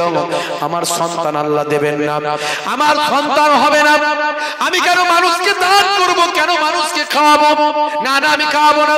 এটা তার মনের ভিতর শয়তান উদিত করেছিল, কিন্তু তারপরেও তার মনে হয়েছিল, না, আমার আজকে সন্তান দেয়নি বলে আমি রাগান্বিত হয়েছি, শয়তান আমার মনে ওয়াসওয়াসা দেওয়ার চেষ্টা করছে। কিন্তু এমন অনেক নিয়ামত আমাকে আল্লাহ দিয়েছেন, যে নিয়ামতের আমি আল্লাহ আমি শুকরিয়া আদা করতে পারবো না। সেই সময় ওই দরবেশকে ওই মহিলা পানি পান করালো। দরবেশ খুশি হয়ে গেলেন, খুশি হয়ে গিয়ে বললেন, মা তোমার মনে কি কোনো দুঃখ কষ্ট আছে মা? সেই সময় ওই মহিলা তার ওই দরবেশের কাছে নিজের সন্তানের কথা বলেছিল। হে তরুণ যুবকেরা, হে নবী মুসা কালিমুল্লাহ, আমার আশিক যে নিজের গোশতটা আমার জন্য কেটে দেয়, এমন আশিক যদি ওই মহিলার জন্য আমি আল্লাহর কাছে দোয়া চাই, আমি কি তার দোয়াটা ফেরাতে পারি? আমি আল্লাহ তাআলা ওই দরবেশের দোয়া কবুল করে ওই মহিলা আর আমি আল্লাহ সন্তান দিলাম। জোরে হবে না, জোরে হবে না। আমি আল্লাহ আমার নির্দিষ্ট চিন্তাকে পরিবর্তন করে দিলাম ওই দরবেশের দোয়ার খাতিরে। যে আমার আশিক হয় তার জন্য আমি সবকিছু করতে পারি। মাল্লাহুল মাওলা ফালাহুল কুল, বান্দা যখন আল্লাহর হয়ে যায়, কুল মাখলুকাত তার গোলাম হয়ে যায়। মান কানা লিল্লাহি কানা আল্লাহু লাহু, যে বান্দা আল্লাহর হয়ে যায় স্বয়ং আল্লাহ তার হয়ে যায়। বলার উদ্দেশ্য আপনি আল্লাহর ইশক মহাব্বত নিয়ে আসুন, আন্তরিকতা। আমি আন্তরিকতা নিয়ে ওয়াজ করেছি, আজকে আমি খুব একটা ইবাদত নিয়ে ওয়াজ করিনি, আজকে আন্তরিকতা নিয়ে ওয়াজ করেছি। প্রথম থেকে আমার ওয়াজটা ভাবুন আমি কি ওয়াজ করলাম। সবকিছু করবেন ভালোবেসে, হৃদয় দিয়ে, মহাব্বতের সঙ্গে। নামাজ পড়ছেন, নামাজটা যেন আল্লাহকে দেখানোর জন্য শুধু না হয়, নামাজটার মধ্যে থাকবে আন্তরিকতা, আল্লাহকে রাজি করা, রেজামান্দি, আল্লাহর খুশি। ইবাদত, ইবাদত তাই। মানুষের সঙ্গে ব্যবহার করছেন, ব্যবহারটাও তাই। সবটার মধ্যে আন্তরিকতা, আর্টিফিশিয়াল যেন না হয়ে যায়, লৌকিকতা যেন না হয়ে যায়, লোক দেখানো যেন না হয়। কারণ আমাদের মধ্যে লোক দেখানো স্বভাবটা বেশি চলে এসেছে, বুঝতে পারছেন ভাইরা আমার, তরুণ যুবকেরা আমার। ফিতনার সময়, আখিরি জামানা, ফিতনার সময়, চারিদিকে ফিতনা, চারিদিকে ফিতনা। ভাই আমার, সারা বিশ্বে তাকিয়ে দেখুন ফিতনা চলছে। খুন খারাপি, মারপিট, দাঙ্গা হাঙ্গামা, বোমবাজি, যুদ্ধ, লড়াই, অশান্তি সারা পৃথিবীতে চলছে। আর মানুষে মানুষে ভেদাভেদ, হিংসা, বিদ্বেষ, জাতি, ধর্ম, বর্ণ নিয়ে তারপরে আবার মুসলমানের সিলসিলা, মাযহাব, দল, এই দল ওই দল, ইওকে কাফের ওকে বেঈমান। তারপরে আবার একই সিলসিলা, একই দলের, একই পাড়ার, একই গোত্রের, একই এলাকার মুসলমান ভাই, ইওকে বেঈমান ওকে কাফের, ইওর কুটুক্তি ওর কুটুক্তি, আছে না নাই? যারা বলেন ফিতনা থেকে বাঁচুন, ফিতনা থেকে বাঁচুন, এটা ধ্বংসের কারণ। যে যত বড়ই আলেম মাওলানা হুজুর পীর সাহেব হোক না কেন, ফিতনার মধ্যে যদি ঢুকে যায় বড় বিপদ আছে, বড় বিপদ আছে। নিজেকে বাঁচান ফিতনা থেকে বেঁচে। আপনি চলুন, চায়ের দোকানে বসে বসে গীবত হচ্ছে, অমুক পীর সাহেব এই বলেছে, অমুক মাওলানা ওই বলেছে, অমুক পীর সাহেব খারাপ, অমুক পীর সাহেব অমুক, ও তো অমুক হয়েছে, অমুক হয়েছে। এই যে আপনি সমালোচনা করলেন, করে আপনিও ফিতনার মধ্যে ঢুকে গেলেন। ফিতনা যখন কানে আসবে সরে চলে যান সেখান থেকে, নিজেকে বাঁচান। কু আনফুসাকুম ওয়া আহলিকুম নারা, নিজে বাঁচো, নিজের পরিবারকে বাঁচাও জাহান্নামের আগুন থেকে। আল্লাহ নিজে কোরআনে বলেছেন। এই ফিতনা থেকে আল্লাহ আমাদের বাঁচার তৌফিক দান করেন, বলুন আল্লাহুম্মা আমিন। ভাই, জোর করে কেউ কারো ঘাট ধরে তুলতে পারে না, আর কেউ কারো ঠ্যাং ধরে নামাতে পারে না। পারবে? যে বলেন, এ কি কাউকে কোনোভাবে কিছু করার জিনিস? ঘাট ধরে কেউ কাউকে তুলে দিল, এই উপরে উঠে যা, উঠে গেল। আবার কেউ কাউকে ঠ্যাং ধরে নামিয়ে দিল, এই নেমে যা, নেমে গেল। আল্লাহর দেওয়া সম্মান, আল্লাহর দেওয়া ইজ্জত, আল্লাহ যাকে মনোনীত করেন তাকে দেন। এই জোর করে কিছু হয় না। কেউ ধরে চাগিয়েও তুলে দিতে পারবে না, আর কেউ ঠ্যাং ধরে নামিয়ে দিতে পারবে না। এই পৃথিবীতে চারিদিকে শুধু ফিতনা চলছে, সম্মান, ইজ্জত, গাড়ি বাড়ি, জায়গা জমি, সম্পত্তি, এগুলো কিন্তু ক্ষণস্থায়ী, চিরস্থায়ী নয়। চিরস্থায়ী হলো আখিরাত। সে আখিরাতের কথা আপনাকে আমাকে ভাবতে হবে। বাপেরা আমার, তরুণ যুবকেরা আমার, মুরব্বিয়ানেরা আমার, খুব অল্প সময় দু চার কথা আলোচনা করলাম, আপনাদের খেদমত থেকে বিদায় নেব। একবার মোহাব্বতের সঙ্গে দরুদ শরীফ আল্লাহুম্মা সাল্লি আলা। পরের হুজুরকে নিয়ে চলে আসেন।